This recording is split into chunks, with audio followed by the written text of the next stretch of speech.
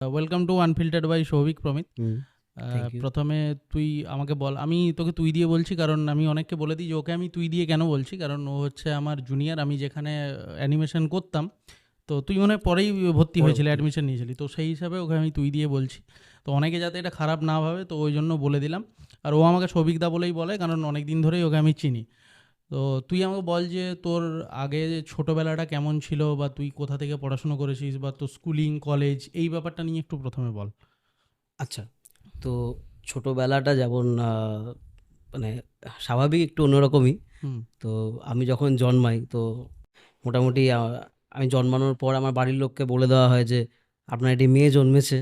তো সেইভাবেই আমার শুরু হয় জার্নিটা, যে একটি মেয়ে জন্মেছে। তো তার নাম রাখা থেকে শুরু করে তাকে কি পোশাক আশাক পরানো হবে, তাকে কোন স্ট্রিমে পড়ানো হবে, নাচ শেখানো হবে, গান শেখানো হবে। তো একটা যেমনটা হয় আর কি, ধরো একটা মধ্যবিত্ত পরিবারের যেমন চিন্তা ভাবনা থেকে থাকে যে মেয়ে হয়েছে তাহলে তাকে নাচ শেখাবো। তো আমি কিন্তু নাচ শিখেছি প্রথমটাতে।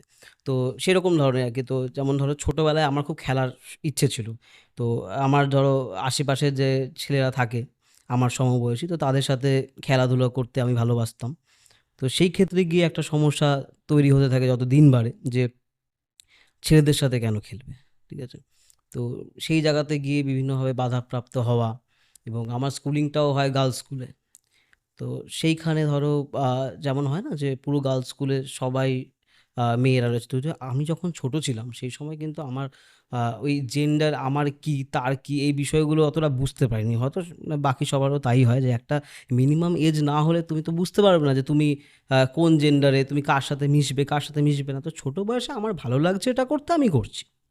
না, এবারে ধর তো তোর স্কুল যে স্কুলিং বা হুম হুম। কলেজ যেখানে তুই পড়েছিস, তো তোর college, I think college college করেছিস নাকি হ্যাঁ, শুধু স্কুল? কলেজ। কলেজ করেছিস তো? হ্যাঁ। স্কুলে যখন পড়েছিলি মানে স্কুলটা কিরকম ছিল, মানে কোয়েট স্কুলে পড়েছিস বা না, গার্লস স্কুল তো। গার্লস স্কুলেই হ্যাঁ, গার্লস পড়েছিস? স্কুল পুরো। আর কলেজটা যেটা ছিল? কলেজটাও গার্লস। আচ্ছা। তো সেক্ষেত্রে মানে গার্লস স্কুল এবং তারপরে গার্লস কলেজ। তো এইভাবেই হয় আর কি। তো যেটা বলছিলাম যে ছোটবেলায় তো আমরা অত বুঝতে পারি না যে আমি কি, আমি কার সাথে খেলবো, কি খেলবো। যেমন ধরো আমাকে প্রচুর পুতুল কিনে দেওয়া হয়েছিল ছোটবেলায়। হ্যাঁ। ঠিক আছে? তো এরকম অনেক গল্প আমার মনেও আছে। তো এরকম কিনে দেওয়া হতো, কিন্তু আমার খুব একটা ভালো লাগতো না। আমার পাশাপাশি ধরো দাদা দিদিরা আছে, বোনরা, তো তারা আমার পুতুলটা দিয়ে খেলতো, যা ইচ্ছে করতো, আমার কিচ্ছু যায় আসতো না। তো আমার ইচ্ছে ছিল যে আমি বন্দুক কিনবো, গাড়ি কিনবো, আমি ক্রিকেট ব্যাট কিনবো। তো এইভাবেই শুরু হয় শুরুটা। তো তখন অবধি সব ঠিক আছে। তো একটা সমস্যা শুরু হয় তখন গিয়ে, যখন সেটা ধরো সবার নজরে লাগতে শুরু করে, কারণ আমাদের। আমি আমি তোকে এখানে একটু কাটবো। হ্যাঁ, আমি তোকে বলেন। জিজ্ঞেস করছি যে তুই কিন্তু জন্মেছিলি ধর মেয়ে হয়ে, বা হ্যাঁ, এবার তুই মেয়ে হয়ে জন্মেছিস, তারপরে তুই তোর মনে হয়েছে যে তোর মধ্যে একটা পুরুষ সত্তা হ্যাঁ, আছে, বা তুই একটা অন্যরকম জেন্ডার। তো তখন যেটা তোর মনে হলো আর কি, মানে কোন টাইমে তোর ওটা এই যে এটা বুঝতে মনে হয়, পারলাম। এটা কোন টাইমে তুই আইডেন্টিফাই করলি, বা কোন টাইমে তুই বুঝতে পারলি? আচ্ছা, বুঝতে পারলাম বলতে, দেখো প্রথমে তো আমাকে বুঝিয়ে দেওয়া হলো বিভিন্ন মানুষের মুখ থেকে। যখন আমি খেলছি, এই দিনটা আমার এখনও মনে আছে। তো আমি প্রথমে যেটা বললাম যে আমি কিন্তু আমার সমবয়সী ছেলেদের সাথে খেলতে বেশি পছন্দ করতাম, সেটা ক্রিকেট হোক বা ফুটবল হোক, যাই হোক। তো প্রবলেমটা শুরু হলো যখন ওই আমার সমবয়সী কোনো ছেলের মা, মানে যে ছেলেটা আমার সাথে খেলছে সেও তো ছোট, সেও তো আমাকে বুঝতে পারছে না যে কে খেলছে না খেলছে। ওরও খেলতে ভালো লাগছে, সবাই মিলে খেলছি। তো ওই একটি মা আর কি, তো সে কিন্তু তার ওই মহিলা সঙ্গের সাথে আহ, গল্প করছে বিকেলবেলা কোনো একদিন। গল্প করতে করতে মানে আলোচনার বিষয় হয়েছে আমি, যেখানে বলছে যে দেখো ও পুরো ছেলেদের মতন খেলছে, ঠিক আছে? তো তখন না ওই জিনিসটা আমার খুব খারাপ লাগলো, যে কেন বলছে এরকম, আমি ছেলেদের মতো খেলছি। বা তারপরেও দেখলাম বাকি সবাই না আমার দিকেই, আমি যে খেলছি, আমি যাই কিছু করছি, ও আমার দিকে তাকিয়ে আছে, মানে খুব আনকমফোর্টেবল লাগছে। আমি যদিও তখন ছোট, কিন্তু ওইটা বুঝতে পারছি যে আমাকে কেউ তাকিয়ে আছে, আমি খেলবো কী করে। তো আমি তখন না বুঝতে পারলাম যে আমি একটু আলাদা, ঠিক আছে? তো তারপরে খেলাধুলা তো সব ঠিক আছে, কিন্তু ওই যে মানুষের দৃষ্টি, এটাকে তো আমি ইগনোর করতে পারছি না। আমি যখন মাঠে নামছি আমার দিকে তাকিয়ে আছে, আমি যখন চলছি মানুষ আমার দিকে তাকিয়ে আছে। তো তখন আমি বুঝতে পারলাম যে আমি আলাদা। তখন কিন্তু আমি বুঝিনি যে আমি তাহলে কোন সত্তা, কারণ সেটা বোঝার জন্য হয়তো তখনও আমার সেই এজটা আসেনি। তো আলাদা বুঝলাম। এরপর স্কুলেও বিভিন্ন টিচারদের চোখে পড়লাম, স্বাভাবিক নিজেকে লুকিয়ে রাখবো, যত আমার দিন বাড়ছে আমার সত্তাটা তো বেরিয়ে আসছে। মানে একটা মহিলা সত্তা এবং একটা পুরুষ সত্তা একটু আলাদা হয়। আমাদের আমাদের ধরো চলাফেরা বলো, আমার কথা বলার ধরন বলো, যা কিছু সেগুলো আমি হয়তো বুঝতে পারছি, কিন্তু আমার সামনের জন আমাকে দেখে বুঝতে পারছে যে ও মেয়ে, কিন্তু ওর চলার ধরনটা ছেলেদের মতন। তো তখন আমি আইডেন্টিফাই করতে পারলাম যে হ্যাঁ, আমি আলাদা। হুম। এরপর যখন আরও দিন যাচ্ছে, তখন আমি নিজের সত্তাটা বুঝতে পেলাম যে আচ্ছা, আমি এই জন্যে আলাদা, আমার ভেতরে পুরুষ সত্তা রয়েছে। তো এইটা ধরো তাও আহ, হ্যাঁ, আমি যখন ক্লাস 4-5, হ্যাঁ 5-এ আমি বুঝে গেছি যে হ্যাঁ, আমার মধ্যে একটা পুরুষ সত্তা রয়েছে। নর্মালি তোর হঠাৎ করে যখন তোর ফিল হলো হ্যাঁ। যে আমি এই রকম, হুম। মানে সেই টাইমে যে তুই ওই যে নিজেকে বিশ্বাস করাচ্ছিস যে আমি আলাদা আলাদা, আমি সবারই থেকে একটু আলাদা, তো আচ্ছা এই প্রসেসটা কিরকম ছিল? বিশ্বাস করানোটা কতটা কঠিন ছিল? আচ্ছা, মানে আমি নিজেকে বিশ্বাস হ্যাঁ, কর, নিজে বিশ্বাস দেখো করানো। প্রথমে তো আমার যতদূর মনে হয় কেউই চায় না যে আমাকে মানুষ অন্য নজরে দেখুক আর আমাকে কম ভালোবাসুক। ঠিক আছে? তো ওই জায়গা থেকে আমার নিজের উপর মানে বহুবার ডাউট হয়েছে যে কেন আমার সাথে এরকম হচ্ছে। ইনফ্যাক্ট আমি চেষ্টাও করেছি যে আহ, ঠিক আছে, এত সমস্যা হচ্ছে, এত সমস্যা বলতে তোমাকে আরেকটু বলে রাখি, দেখো যত দিন বাড়ছে আমার বাড়িতেও তো প্রবলেম আসছে। মানে যারা বাইরে ছিল, যারা বাইরে আমাকে দেখে কিছু কমেন্ট করছে, সেটা তো আস্তে আস্তে বাড়ির দিকেও আসছে। ধরো হ্যাঁ। আমার বাড়ির লোককে, যে তোমার মেয়েকে এরকম ওর ছেলেদের পোশাক পরছে, ও খেলাধুলো করছে, ঠিক আছে, এই ব্যাপারগুলো ধরো গল্পের ছলে বা কোনোভাবে বাড়িতেও আসে, সেটা তো আমার বাড়ির লোকের জন্য একটু অসম্মানজনক হয়ে যাচ্ছে। তো এইভাবে এবার ওই বাড়ির যে ব্যাপারটা, সেটা তো আমার উপর আসছে যে তুমি আর মেয়েদের জামা কাপড়, ছেলেদের জামা কাপড় পরবে না, তুমি চুল কাটতে পারবে না। তো এই যে বিষয়গুলো আসতে শুরু করলো, তো এই জায়গাটাতে দাঁড়িয়ে মানে আহ, মানে আচ্ছা, ওইখানে যখন দাঁড়িয়ে আছি, তো তখন আমি চেষ্টা করছি যে আচ্ছা ঠিক আছে, এত প্রবলেম হচ্ছে, সবাই আমাকে অন্য চোখে দেখছে, আমি চেষ্টা করি যে মেয়েদের মতনই থাকবো, আর পাঁচটা মেয়েদের মতো। এবার তুমি চেষ্টা করে কতদিন করবে যদি তোমার নিজের মধ্যে বিষয়টা না থাকে? মানে তার এক টাইপের ড্রামা, যে ঠিক আছে আমি মেয়েদের জামা কাপড় পরবো, আমার স্কুলিংটা তো কমপ্লিট করতে হবে, আমাকে ইউনিফর্ম তো পরতে হবে গার্লস স্কুলে। তো ওইভাবে একরকম ড্রামা করে কিছুদিন তো চলছিল, মানে কিছু বছর, কিছু দিন নয়, মানে ওটা খুব কম টাইমে আমি বলে দিচ্ছি, কিন্তু এটা আমার জন্য মানে অনেকটা হিউজ টাইম ছিল। মানে 23 বছর বয়সে গিয়ে আমি ট্রানজিশন স্টার্ট করেছি, তার আগের লাইফটা পুরো আমার একই রকম তুই কিন্তু। কি আগে কি জানতি যে এরকম হয়, এরকম মানে ট্রান্সফরমেশন করা যায় না, বা কিছু? একদম আগে তো আমি জানতাম না, মানে কোথা থেকে জানবো? তো এই ঘটনাটা কখন, কোন সালের ঘটনা? কোন সালের ঘটনা বলতে, আমি যখন বুঝতে পারি আমার হ্যাঁ, সত্তাটা, হ্যাঁ। সেটা ধরো না যে আমি যখন 4-5-এ পড়ি তখন আমি বুঝে গেছি। মানে সালটা অর্থাৎ কত হবে, 2006-5 এরকম না কিছু? না না না, ওটা হবে তোমার আহ, হ্যাঁ ওরকমই হয়তো হবে, মানে আমার 5-6 হবে। 96-এ জন্ম, আচ্ছা। তো প্রায় ওই রকমই সময়টা। হুম। তো এরকম সময়টা তো একদম আলাদা ছিল না, মানে তখন এতটা ধ্যান হ্যাঁ, ধারণা কারোর মধ্যে না ছিল না, কারোর বা আমরা কারোর মধ্যে এতটা ছিল জানতাম না। না ভাই। ওই টাইমটার কথাই বলছি, যে ওই হুম। টাইমটা তুই যে মানে এটা কি তুই আগের থেকে জানতি যে এরকম কিছু হয় বা একদমই কিছু? জানতাম না, একদমই জানতাম না, কারণ তো সেই সময় ধরো জানার জায়গা বলতে একমাত্র টেলিভিশন আর পেপার, হুম। নিউজ পেপারে এই সমস্ত খবর মানে আছে বলে আমার জানা নেই, হয়তো ছিল। তো তেমনি ধরো নিউজে বা কোথাও সেভাবে এতটা মানে প্রকাশ্যে এই ব্যাপারগুলো আসতো না, যেটা আজকের দিনে ধরো সোশ্যাল মিডিয়া বলো বা যাই যেখানেই বলো অনেকটাই সামনে এসছে আমাদের কাছে। ধরো আজকে তুমি পডকাস্ট করছো, ঠিক আছে, সেই পডকাস্টও সেই সময় ছিল না। হ্যাঁ। ঠিক আছে, তো এই বিষয়টা আর কি অনেক পরে আমি যখন কলেজে, তখন আমি এই বিষয়টা জানতে পারি। আর তখন এটা জানার পরে এই যে জেন্ডার আইডেন্টিফিকেশনের যে ব্যাপারটা, এটা জানার পরে তুই মানে প্রথম কাকে বলেছিলি? তখন কাকে বলেছিলাম বলতে মানে কাকে জানিয়ে, বাড়িতে জানিয়েছিলি কি অন্য কাউকে জানিয়েছিলি, মানে কিভাবে বাড়িতে জানিয়েছিলি কি না ওটা জানা বাড়িতে তো এভাবে বোঝার পর? সরাসরি জানাতে পারেনি, কারণ এটা তো মানে মেনে নেওয়ার একটা চাপ ছিল আমার বাড়ির লোকের কাছে, কারণ আমার বাড়ির কেউই এই বিষয়টা নিয়ে অতটা অবগত ছিল না প্রথম থেকেই। আর তাছাড়াও আমাকে নিয়েও তারা মানে বিভিন্ন রকম সমস্যার মধ্যে ছিল, কারণ আমি একটু অন্যরকম, যে প্রথমেই বললাম। তো যেন সব কিছুটাই ঢাকা পড়ে যায় যখন তুমি অন্যরকম হও, তুমি যতই পড়াশোনা করো, ছবি আঁকো, খুব ভালো, কিন্তু ওই যে তুমি অন্যরকম, তোমার সব ট্যালেন্ট কিন্তু ওটাতে মানে ঢাকা পড়ে যাচ্ছে। তো সাহসটা ছিল না আমার যে আমি বাড়িতে গিয়ে বলে দেবো যে আমি ট্রানজিশন করতে চাই, আমি আইডেন্টিফাই করতে পেরেছি নিজেকে। অত সহজ ছিল না, একদমই ছিল না। তো সেই জায়গাতে গিয়ে যে বন্ধু বান্ধবকে বলার মতনও সেই জায়গাটা ছিল না অতটা, তার কারণ হচ্ছে যদি আমার সাথে না মেশে, ঠিক আছে, মানে একা থাকতে তো কেউই চায় না, হ্যাঁ। তো একা হয়ে যাবো যে। হুম। তো তো সেই জায়গা থেকে হ্যাঁ অনেক বছর চেপে রাখতে হয়েছে নিজেকে। আচ্ছা। ঠিক আছে, তো তারপরে আস্তে আস্তে ওই যে সোশ্যাল মিডিয়াতে আমি যেমন জানতে পারলাম, তারাও হয়তো একটু একটু জানতে পারলো, সেটা নিয়ে কথা হলো, মানে হয়তো মানে কথাটা তুই যখন তোর বাবা মাকে বললি তখন তাদের ফার্স্ট রিয়াকশন কি ছিল? ইম্পসিবল, মানে হুম। শুনতেই চায় না এই বিষয়ে, আমরা কথাই বলতে চাই না, মানে এই বিষয়টা নিয়ে কথাই বলতে চাই না, তোমাকে মেয়ে হতে হবে, মেয়েদের মতন মেয়ে হতে হবে, মানে এই জায়গাটাতে ছিল তখন। ছিল না সেই জায়গাটা। তো ধর তোর স্কুল কলেজে এমন কারোর সঙ্গে দেখা হয়েছিল যারা এরকম ছিল বা যারা অন্য কিছু ফিল করে বা এরকম কিছু তোকে বলেছে, এরকম কি ঘটনা স্কুল কলেজে ঘটেছে কখনো? দেখো স্কুল কলেজে হ্যাঁ ঘটেনি না, ঘটেছে যে তারাও একটু অন্যরকম, কিন্তু কোথাও গিয়ে যে আমিও তখন স্কুলে পড়ি, সেও তখন স্কুলে পড়ে, এই বিষয়টা নিয়ে যে আরেকটু ডেপথে আলোচনা করা যায় এই সাহসটাই ছিল না। আচ্ছা। তো সেইভাবেও ডেপথে আলোচনা হয়নি। তবে হ্যাঁ ওইটা হতো যে স্কুলের মধ্যে যেমন আমি খুব পপুলার, ছেলে ছেলে মতন মেয়েটা, এই বিষয়টা নিয়ে তো সবাই আমাকে জানে। তো সেক্ষেত্রে হয়তো এরকম কথা হচ্ছে, "এই তুই একটা শার্ট প্যান্ট পরিস, তোকে ভালো লাগবে।"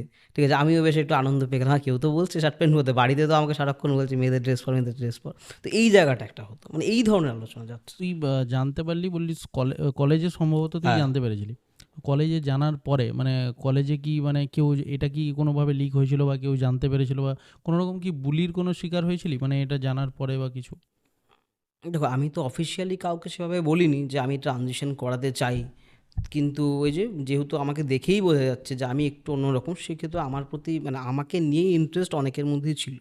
তো এবার বুলি বলতে ওই ধরো যখন যেহেতু বললাম আমি গার্লস কলেজ, ধরো আমি রাস্তা দিয়ে হাঁটছি, তখন সব মেয়েরা ওই ওই যে ওই মেয়েটা যাচ্ছে ছেলেদের মতন দেখতে।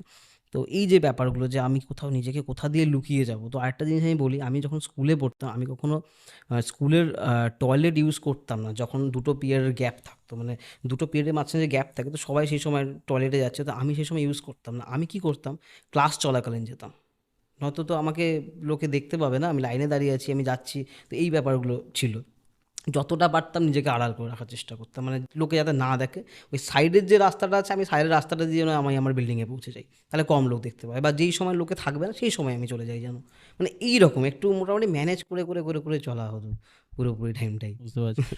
এই যে ধর মেয়ে থেকে যে ছেলে এই যে ট্রান্সফরমেশন হয় বা মানে হ্যাঁ, রূপান্তরিত মানে কি বলবো ওটাকে, যে ট্রান্সফরমেশন হয়, এই যে ব্যাপারটা এটা তুই কিভাবে জানতে পেরেছিলি? কীভাবে বলতে ছোটোর থেকে তো খোঁজ তো লাগিয়েছিলাম, মানে করতে তো আমাকে হবেই, আমি তো থাকতে পারছি না। তো আমি না অনেকটা ছোটোবেলার থেকেই আমি খুঁজতাম যে কিছু কি আছে, কীভাবে কী করবো আমি, না কাউকে বলতে পারছি না, কিছু করতে পারছি। তো সেই সময় উম, একটা টিভিতে একটা একটা শো হতো টিএলসি চ্যানেল, ট্যাবু বলে। ঠিক আছে, তো ট্যাবু আমি দেখেছিলাম সেই সময়। তো তখন বিষয়টা ট্যাবু ছিল। ঠিক আছে, মানে তো তাও কিছুটা আমি ইনফরমেশন পেলাম, আচ্ছা এরকম কিছু একটা হয়, মানে হতে পারে, তাও এখানে নয় বিদেশে। ঠিক আছে, না আমি সেই দেশের নাম জানি, না আমি সেই ব্যক্তির নাম জানি, না প্রসেস জানি, কিচ্ছু জানি না, শুধু আমি জেনেছি এটা পসিবল। বাস এইটুকুটাই ছিল আমার কাছে, যে পাওয়া পসিবল মানে তাহলে হবে। তো তারপরে আস্তে আস্তে আস্তে আস্তে শুধু খুঁজতাম, কোথাও যদি কিচ্ছু একটা কিছু ক্লু পাই তো সেটা ধরেই এগোবো। তো এরকম চলতে চলতে চলতে চলতে যখন আমি কলেজে পড়ি, তখন গিয়ে বিভিন্ন ইউটিউব ভিডিও, মানে সেটাও মানে আদার্স কান্ট্রির, তো ওখান থেকে আমি দেখতে পেলাম যে আচ্ছা এটা পসিবল। তখন আমি নামও জানি না, যেটাকে আমি নিজের সত্তাটা যেটা আছি, আমাকে যে ট্রান্সম্যান বলা হয় আমি তাও জানি না, আমি নিজেই জানি না যে আমাকে কী বলা হয়, যে কী টার্মস ইউজ করবো আমি নিজের জন্য। তো আমিও তখন ইউটিউবে মানে সার্চ করতাম গার্লস টু বয়, ঠিক আছে, এরকম মানে খুব বাচ্চা বাচ্চা টাইপের টার্মস দিয়ে দিয়ে সার্চ করতাম। তো সেখান থেকে আস্তে আস্তে এই কান্ট্রি সেই কান্ট্রি করে জাস্ট ভিডিও পাওয়া গেল। ভিডিও পাওয়ার পর দেখতাম যে কী প্রসেস আছে, মেডিকেল প্রসেস কী হতে পারে, লিগ্যাল প্রসেস কী আছে। তো যেমন ধরো আমাদের এখানে প্রচুর এই সমস্ত বিষয় নিয়ে খুব আফওয়া আছে যে এটা ইললিগ্যাল, এটা হতে পারে না, তুমি এখানের মানে করতে পারবে না। তো এগুলো ভুল কথা, কারণ মানুষকে প্রচুর ভয় দেখানোও রয়েছে। তো যাই হোক এইগুলোও পরবর্তীকালে বুঝতে পারলাম যে কোনটা ঠিক নয়, কীভাবে কী করা যাবে। তো ওটা ওই কলেজে উঠেই। তো এই পরিবর্তনটার জন্য তুই অ্যাকচুয়ালি কোথায় যোগাযোগ করেছিলি আর কীরকম ধর খরচা পড়ে বা এটাতে মানে ফুল প্রসেসটা কি, চেঞ্জেসের ফুল প্রসেসটা কি? আচ্ছা, আমি এটা বলে দিই আরেকটা জিনিস যে দেখো এটার কোনো ফুল প্রসেস বলে ওরকম কিছু নেই। Okay. যেমন ধরো আমি নিজেকে ট্রান্সম্যান আইডেন্টিফাই করছি, ঠিক আছে? তো কেউ একজন নিজেকে ট্রান্সম্যান আইডেন্টিফাই করতে পারে। তো সেক্ষেত্রে সে কতটা ডিসফোরিয়া ফিল করছে সেটা পুরোপুরি তার। হয়তো তার ডিসফোরিয়া অতটা নেই যেখানে গিয়ে তাকে সার্জারি করতে হবে। সে নিজে কমফোর্টেবল, দেন তার খরচা ওখানে কমে যাবে। কেউ হয়তো মানে প্রচণ্ড লেভেলের ডিসফোরিক, সে পাচ্ছে না থাকতে, তাকে হয়তো প্রতি মাসে কাউন্সেলিং করাতে হচ্ছে যে নিজেকে অন্তত ঠিক রাখার জন্য, তাহলে তার খরচা বেড়ে যাবে। তো এইখানে কস্টটা ওইভাবে আমি বলতে পারছি না, মানে ওটা ডিপেন্ড করছে। কে এবং তার কোথায় হচ্ছে, কোন ডক্টর, কোন কান্ট্রি, তার ডিসফোরিয়া কতটা, তার উপর। আচ্ছা, এটা কি কোনো এক্সট্রা বাইরে থেকে কোনো হরমোন কিছু ইনজেক্ট করতে হয়? মানে হ্যাঁ। যেমন যেটা আমরা জানি যে হুম, হুম, টেস্টোস্টেরন, হুম। তো ওটা কি বাইরে থেকে ইনজেক্ট করতে হয়? হ্যাঁ। এবং হরমোন ইনজেক্ট করার পরে তোর চেঞ্জেসটা কীরকমভাবে হয়? আর দেন আরও একটা বল যে এই যে ধর হরমোনটা ইনজেক্ট করা হলো, হুম। তো এটার কোনো সাইড এফেক্ট বা কোনো রকম কিছু প্রবলেম হয় কিনা? আমি আমার নিজের এক্সপিরিয়েন্স থেকেই বলি। হ্যাঁ। হচ্ছে হরমোন তো অবশ্যই বাইরে থেকে ইনজেক্ট করতে হয়। কারণ ওইটা থাকলে তো সমস্যাই থাকতো না। ঠিক আছে? তো না, ওটার কোনো সাইড এফেক্ট নেই। তো অবশ্যই একটা আ সঠিক চেকআপের মধ্যে দিয়ে যেতে হবে। সেটা স্টার্ট করার আগে এবং ওটা চলাকালীনও। তো তাহলে আর কোনো সমস্যা থাকে না। আচ্ছা, শারীরিকভাবে কি কি পরিবর্তন মানে তুই হুম, নিজে লক্ষ্য করেছিস বা পরিবর্তন হয়? হুম। বা এই পুরো যে প্রসেসটা, এটা যে গাইড করার জন্য কোনো রকম কি সংস্থা বা কোনো রকম কোনো হেল্পলাইন আছে? হ্যাঁ, হেল্পলাইন আছে। আমরা নিজেরাই একটা বা মানে কালেক্টিভ চালাই। সেটা হচ্ছে বেঙ্গল ট্রান্সম্যান কালেক্টিভ। যেখানে আমরা চেষ্টা করি যে বেঙ্গলে যত ট্রান্সম্যান রয়েছেন, তো তাদেরকে ইনফরমেশন শেয়ার করা এবং তাদের একটা জায়গাতে জোড়া, যাতে কোনো সমস্যার সম্মুখীন হলে তারা অন্তত একটা সুরাহা পায়। আমরা অন্তত চেষ্টা করি সেটা। তো এখানে বেঙ্গল ট্রান্সম্যান কালেক্টিভ হিসেবে আমরা শুরু করেছি। সেখানে যদিও আস্তে, আস্তে করে অনেকেই জুড়ে গেছে যারা বেঙ্গলের বাইরে। তো সবাই আছে আমাদের সাথে। তো এখন তুই আমাকে বলেছিলি যে কিছু সোশ্যাল কিছু ব্যাপার নিয়েও তুই অ্যাক্টিভ রয়েছিস, মানে সেগুলোর সঙ্গে হ্যাঁ। যুক্ত আছিস। তো ওই ডিটেলস একটু বল, এখন তুই কী কী সংস্থার সঙ্গে যুক্ত আছিস বা কীভাবে কী করছিস, কীভাবে হেল্প করছিস, এটা একটু বল। দেখো, হেল্প তো আমার ওই ধরো বেঙ্গল ট্রান্সপ্ল্যান্ট কালেক্টিভ যেটা আছে ওটার মাধ্যমেই সব কিছু। সেটা ধরো তোমার ডাক্তার কাকে দেখাবো সেটা নিয়ে হোক, গাইড করে দেওয়া। কারণ এটা এই মানে বিষয়গুলোতে কি হয় যে মানুষ প্রচণ্ড মিসগাইড হয়ে যায়। কারণ আমার সাথেই একটা জিনিস হয়েছে যে আমি যখন ফার্স্ট ডক্টর ভিজিট করি, মানে আমি তো জানি না যে আমাকে কোন ডাক্তার দেখাতে হবে। ঠিক আছে? তো এরকম প্রচুর ডক্টর আছে যারা নিজেরাও হয়তো এই বিষয়টা নিয়ে অতটা ওয়াকিবহাল নন। তো সেক্ষেত্রে মানে যেটা আমার নিজস্ব এক্সপেরিয়েন্স, তো আমি এমন একজনের কাছে গিয়েছিলাম, সে কিন্তু আমাকে বলেছে যে তুই ভুল ভাবছিস, এটা তোর ভুল হচ্ছে, এরকম কিছু হয় না। তুই এটা মানে ঠিক নয় ভাবাটা। তো তুমি অন্য কিছু ভাবো। এবার এবার আমি তো তখন বোঝাতে পারছি না যে এটা ভাবনার বিষয় নয়, আমি জন্ম থেকেই এটা। কারণ তখনই একজন মানুষ ট্রান্সম্যান হয় যখন তার জন্ম থেকেই সেক্স আর জেন্ডারটা ম্যাচ করে না। অর্থাৎ আমার জন্ম যে মানে আমার যে সেক্সুয়াল আইডেন্টিটি সেটা আমার ফিমেল, বাট আমার জেন্ডার আইডেন্টিটি তো মাস্কিউলিন। তো একটা ফিমেলের সাথে একটা মাস্কিউলিন জেন্ডার কি করে ম্যাচ করবে একই শরীরের ভিতরে? হয় তুমি ফিমেল হও এবং ফেমিনিন জেন্ডার হও, নয় তুমি মেল হও এবং মাস্কিউলিন জেন্ডার হও। তো যখন তুমি জন্মের সময় থেকেই সেক্স এবং জেন্ডার দুটো আলাদা নিয়ে জন্মেছো, তাহলে তুমি কি করে হচ্ছে পরে গিয়ে ভাবতে পারো যে না না না, এটা আমার ভুল হচ্ছে? তুমি তোমার সেক্সটাকে চেঞ্জ করতে পারো, কিন্তু জেন্ডারটাকে তো চেঞ্জ করতে পারবে না, কারণ ওটা তো তোমার আইডেন্টিটি। ওটা তো চেঞ্জ সম্ভবই নয়। ওই জন্য আমরা পরবর্তীকালে এসআরএস প্রক্রিয়ার মধ্যে এসআরএস পদ্ধতির মধ্যে যাই। তো তো আমার যেমন ওই জায়গাটাতে গিয়ে হয়েছিল যে উনি কিন্তু এই বিষয়গুলো জানতেন না, ফলে উনি আমাকে মিসগাইড করছিলেন যে এটা হবে না, এটা হবে না। কাউন্সিলিং আমার দিনের পর দিন চলেছিল যে তুমি ভুল ভাবছো, তুমি মেয়েদের পোশাক পরো। তো যেটার ফলে কী হয়েছিল, আমি আরও বেশি ডিসফোরিয়ার মানে মধ্যে পড়ে গেছিলাম যে এত প্রবলেম হচ্ছিল যে আমি কারোর সাথে কথা বলতে চাইছি না, খুব তাড়াতাড়ি রেগে যাচ্ছি। কারণ আমি তো নিজেকে নিয়েই মানে কনফিডেন্ট নয়, আমি নিজেকে আয়নার সামনে দেখছি না। কারণ আমি নিজেকে আয়নার সামনে যেটা দেখছি সেটা তো আমি নয়। ঠিক আছে? আমি নিজেকে কী সাজাবো, নিজে কী পোশাক পরবো, আমি তো নিজেকে দেখতে পাচ্ছি না। তো এই প্রবলেমটা ফেস হয়েছে, তো যেটা এখনও অবধি প্রচুর মানুষের সাথে হচ্ছে, যারা জানেই না যে আমি কি করব, আমার আইডেন্টিটি কী, আমি কিভাবে কি করতে পারি, কাকে বলতে পারি, কিচ্ছু জানে না। বাড়িতেও বলতে পারে না। এরকম প্রচুর মানুষ আছে যাদেরকে জোর করে বিয়ে দিয়ে দেওয়া হয়, যে বিয়ে দিয়ে দিলে ঠিক হয়ে যাবে। এটা কিন্তু ডক্টররা রেকমেন্ড করে যে বিয়ে দিয়ে দিন। অনেক গ্রামগঞ্জে এরকম আমরা এক্সাম্পল পেয়েছি, বিয়ে দিয়ে দিন। কী হয়েছে তার ফলে? বিয়ে দিয়ে দিয়েছে জোর করে, পরের দিন সুইসাইড, নয় ডিভোর্স, বেরিয়ে গেছে। আলটিমেট কোনো সলিউশন কিন্তু হয়নি এইভাবে। আচ্ছা, আমরা এবারে একটু ডিপভাবে এটা নিয়ে হ্যাঁ, আলোচনা করব। হ্যাঁ। তো আমি যদি বলি যে তুই একজন এলজিবিটি কিউ কমিউনিটির অন্তর্গত, মানে এটা আই থিঙ্ক ভুল হবে না। তো একদম ঠিক।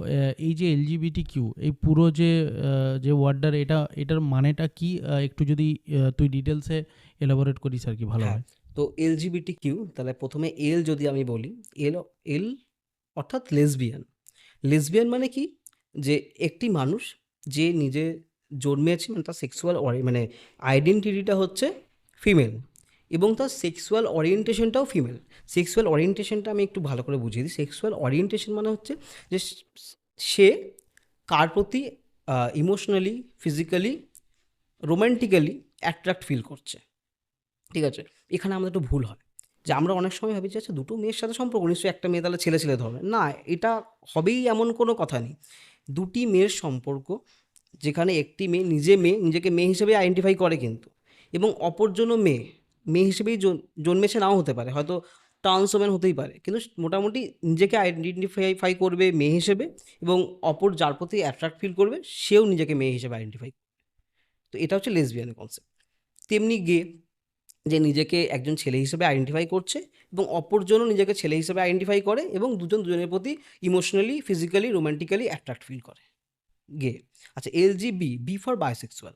বাইসেক্সুয়াল এমন একজন ব্যক্তি, সে তার নিজের জেন্ডার মানে আইডেন্টি যেটাই হোক, সে মোটামুটি উভয়ের ক্ষেত্রে অ্যাট্রাক্ট ফিল করতে পারে, ইমোশনালি, ফিজিক্যালি, রোম্যান্টিক্যালি। মানে সে ফিমেলের প্রতিও অ্যাট্রাক্ট ফিল করতে পারে আর সে একজন মেলের প্রতিও অ্যাট্রাক্ট ফিল করতে পারে, এটা বাইসেক্সুয়াল। আচ্ছা, টি ফর ট্রান্সজেন্ডার। ট্রান্সজেন্ডার হচ্ছে এমন ব্যক্তি যাদের জন্মের যে মানে সেক্সুয়াল আইডেন্টিটি এবং তার নিজস্ব জেন্ডার আইডেন্টিটি ম্যাচ করে না। তো সেই ক্ষেত্রে ট্রান্সজেন্ডার মানুষেরা পরবর্তীকালে গিয়ে সে চাইলে ট্রানজিশন করাতে পারে, আবার সে যদি কমফোর্টেবল থাকে সেইভাবেই তো তাও করাতে পারে। মোটামুটি যেখানে সেক্সুয়াল আইডেন্টিটি এবং জেন্ডার আইডেন্টিটি ম্যাচ করবে না, সেটা হচ্ছে ট্রান্সজেন্ডার। তাহলে এলজিবিটি হয়ে গেল, এলজিবিটি কিউ। কিউ ফর হচ্ছে কুইয়ার। কুইয়ারটা হচ্ছে যে এই যে কথাগুলো বললাম, কুইয়ার ব্যক্তিরা হচ্ছে যে এই কোনোটার সাথেই, মানে এই সবগুলোতেই হতে পারে অথবা অন্য কিছু হতে পারে, কিন্তু সে স্ট্রেট নয়। মানে আমরা যেটাকে বলি এক কথায় স্ট্রেট, ঠিক আছে, সে স্ট্রেট নয় কিন্তু অন্য কিছু, সে এখনও নিজেকে আইডেন্টিফাই করতে পারেনি হয়তো, বা করতে পেরেছে কিন্তু এইগুলোর মধ্যে থেকে কিছু ম্যাচ করছে না, তো সে হচ্ছে কুইয়ার। এটা আচ্ছা, ধর এখন ট্রান্স মানেই একটা ট্যাবু আছে যে ট্রান্স মানেই তোর হিজড়ে, ঠিক আছে? এই কথাটা এখন একদম গালি হয়ে গেছে। ইভেন যখনই কেউ কাউকে বলে এই যে হুম এলজিবিটি কিউর কথা যখন কাউকে বলা হয় তখন সে বলে যে, কিছু মানুষ বলে যে ওদের মেন্টালি প্রবলেম আছে। তো এটাও আমি একজনের কাছ থেকে শুনেছি, তাই তোকে বলছি মেন্টালি হুম প্রবলেম হুম আছে, হুম ওদের ডাক্তার দেখানো উচিত, ওরা মানে জানেই না, এইটাকে কিছু মনেই হুম করি না। তো এই যে ব্যাপারটা এখনও মানুষের মধ্যে ট্যাবু আছে, এইটা হুম নিয়ে তুই কি বলবি? দেখো, এটা তো আমার ভাবতেই অবাক লাগে যে আজকে 2024 সালে এসেও এই ট্যাবুটা আছে। তো যাই হোক, তবুও একটা জিনিস ভালো যে মানুষ কথা তো বলছে, একটা সময় তো কথাই বলতো না এটা নিয়ে। তো সেক্ষেত্রে যেটা আমি বলবো যে ট্রান্সজেন্ডার টার্মসটার সাথে আমরা পরিচিত হয়েছি, কিন্তু এই হিজড়ে জিনিসটার থেকে আমরা সরতে পারছি না। এবার আমি বলছি না যে হিজড়ে ব্যাপারটাকে সরিয়ে দাও, হিজড়ে বলে কিছু হয় না, হিজড়ে অবশ্যই আছে। বুঝতে হবে যে হিজড়ে কী। হিজড়ে একটা পেশা, হিজড়ে একটা সম্প্রদায়। তো হিজড়ে পেশাটা কেমন, যারা ধরো আমরা যেটা দেখতে পাচ্ছি চোখের সামনে, তো ওইটাই হচ্ছে গণ্ডগোল, যে যেহেতু ট্রান্সজেন্ডার বলতে আমরা শুধু হিজড়েদেরকে সামনে দেখতে পাই, বিভিন্ন অনুষ্ঠানে বলো বা তুমি রাস্তায় বলো, যেখানেই বলো আমরা হিজড়েদেরকে দেখতে পাচ্ছি, ওই জন্য মানুষের একটা মানে মাথায় ঢুকেই গেছে প্রায় অনেক বছর আগের থেকে যে তাহলে হিজড়েই ট্রান্সজেন্ডার। এমনটা নয়, যে কোনো ট্রান্সজেন্ডার মানুষ হিজড়ে পেশায় যেতে পারে, কিন্তু হিজড়ে মানেই ট্রান্সজেন্ডার নয়। তাহলে এখানের ইতিহাস বলি যে কেন হিজড়ারা ট্রান্সজেন্ডার। তো যেখানে দেখা যাচ্ছে যে একটা বাচ্চা জন্মানোর পরে যখন নিজের আইডেন্টিটি সে বুঝতে পারছে, তখন তাকে বাড়ির থেকে তাড়িয়ে দিচ্ছে, আমার বাড়িতে কোনো জায়গা নেই, বেরিয়ে যাও। কোথাও গিয়ে তাকে হত্যা করে ফেলা হচ্ছে, খাওয়ার নেই, পোশাক নেই, সে যাবে কোথায়? তুমি বলতে পারো কাজ করে খাবে। সে যখন একটা চায়ের দোকানে পড়াশুনো তো নেই, একদম ছোটোবেলায় যদি বাড়ি থেকে বের করে দেয়, সেটা চায়ের দোকানে কাজ করতে গেল, ওকে কেউ কাজ দিচ্ছে না। ও আইডেন্টিটি হয় কী, ওর তুই দেখতে পাচ্ছি ছেলে, তুই পরে আসিস মেয়েদের জামা কাপড়, এইসব কাজে রাখতে পারবো না, এসব ঝামেলা, চলে গেল। অন্য কোথাও গেল, সেখানে হয়তো সে সেক্সুয়াল অ্যাবিউস হয়ে গেল, ঠিক আছে, যাবে কোথায়? তো সেই সময় ওই হিজড়ে ঘরানা তাদেরকে আশ্রয় দেয়, যেখানে গিয়ে ওদের পেশায় নিযুক্ত হলে কিছু কাজ করে খেতে পারবে, একটা মাথার উপর ঠাঁই পাচ্ছে সেই জায়গাটা থেকে। এবার ট্রান্সজেন্ডার আর হিজড়ে দুটো সম্পূর্ণ আলাদা জিনিস। ট্রান্সজেন্ডারের মধ্যে তোমার ট্রান্স ওমেন আসছে, ইন্টারসেক্স মানুষেরা আসছে, ঠিক আছে, তো ইনফ্যাক্ট স্ট্রেট মানুষও তুমি হিজড়ে পেশায় নিযুক্ত হতে পারে, ঠিক আছে? মানে যেখানে গিয়ে এটা একটা পেশা এক কথায় বলতে গেলে। ওই ট্রান্সজেন্ডার কিছু মানুষ এই পেশাটা শুরু করেছিল এবং তাদের নিজস্ব একটা সম্প্রদায় বানিয়েছে। যে আমরা তাহলে গোষ্ঠীবদ্ধভাবে থাকি, তাহলে আমাদের কোনো রকম বাইরের যে ঝামেলাটা তাহলে আসবে না। তো এই পেশায় যদি যে নিযুক্ত হবে সেই হিজড়ে হবে। এটা কোনো জেন্ডার আইডেন্টিটিই নয় বা সেক্সুয়াল আইডেন্টিটিই নয়। আচ্ছা ধর ওরা তো বাসে ট্রেনে সিগন্যালে এরকম টাকা পয়সা নিয়ে যায়, বাড়িতে বাচ্চা হলে ওরা এসে টাকা পয়সা নিয়ে যায়, তোর কি মনে হয় যে এটা লিগ্যাল? দেখো, লিগেল না লিগেল আমি কি করে বলতে পারি, ঠিক আছে? আমি যতটুকু জানি সেটা তোমাকে আমি জানালাম, ঠিক আছে? কারণ হিজড়ে ঘরানার সাথে মানে আমার পার্সোনালি সেরকম কোনো মানে জ্ঞান নেই সেখান থেকে। আমি যতটুকু এইটুকুই জ্ঞান অর্জন করেছি আমি তোমাকে সেটা জানালাম। মানে দেখো, ওই কমিউনিটিতে আমিও ছোটোর থেকে দেখছি, যেমন তুমি দেখছো বা বাকি সবাই দেখছে, আমিও সেভাবেই দেখছি। যে তো তারপরে গিয়ে আমার এই কোশ্চেনটা, তুমি যে কোশ্চেনটা করলে, এই কোশ্চেনটা আমার মাথাতেও এসেছে যে কেন মানে ট্রান্সজেন্ডার বলতেই মানুষ হিজড়ে বোঝে। তখন গিয়ে আমি কোশ্চেনের যখন মানে আনসার নিজে খোঁজার চেষ্টা করি, তখন গিয়ে আমি এটা পাই যে আচ্ছা, তো এই হচ্ছে ব্যাপার। তো আমার ওইটুকুর থেকেই আমি তোমায় বললাম। আচ্ছা ধর ট্রান্স হিসেবে ধর যারা ট্রান্স আর কি অ্যাকচুয়ালি, তো তাদের ক্ষেত্রে কি সরকার থেকে কোনো এইভাবে সুযোগ সুবিধা থাকে বা কোনো অগ্রাধিকার থাকে, কোনো রকম কোনো কোথাও থেকে হেল্প পায়, এরকম কি কোনো সিস্টেম বা কোনো রকম আছে? দেখো, যেমন কোভিডের সময় রেশন দেওয়া বা এখন যেমন টিজি কার্ড তৈরি হচ্ছে, ঠিক আছে? তো এই টিজি কার্ডের মাধ্যমে কি হয় না, বিভিন্ন ধরো চাকরির ক্ষেত্রে, যেমন এখন হচ্ছে ফর্মে কিন্তু ওই মানে male female plus transgender others এইটাও আসছে। তো সেখানে টিজি কার্ড অ্যাপ্লাই করলে কিছু সুযোগ সুবিধা পাওয়া যেতে পারে। তো এইগুলো হতে পারে, ঠিক আছে? তো টিজি কার্ড যেহেতু এখন হয়ে গেছে, তো সেক্ষেত্রে আমরা ভাবতেই পারে যে এরপরে নিশ্চয়ই আরও কিছু ডেভেলপ হবে।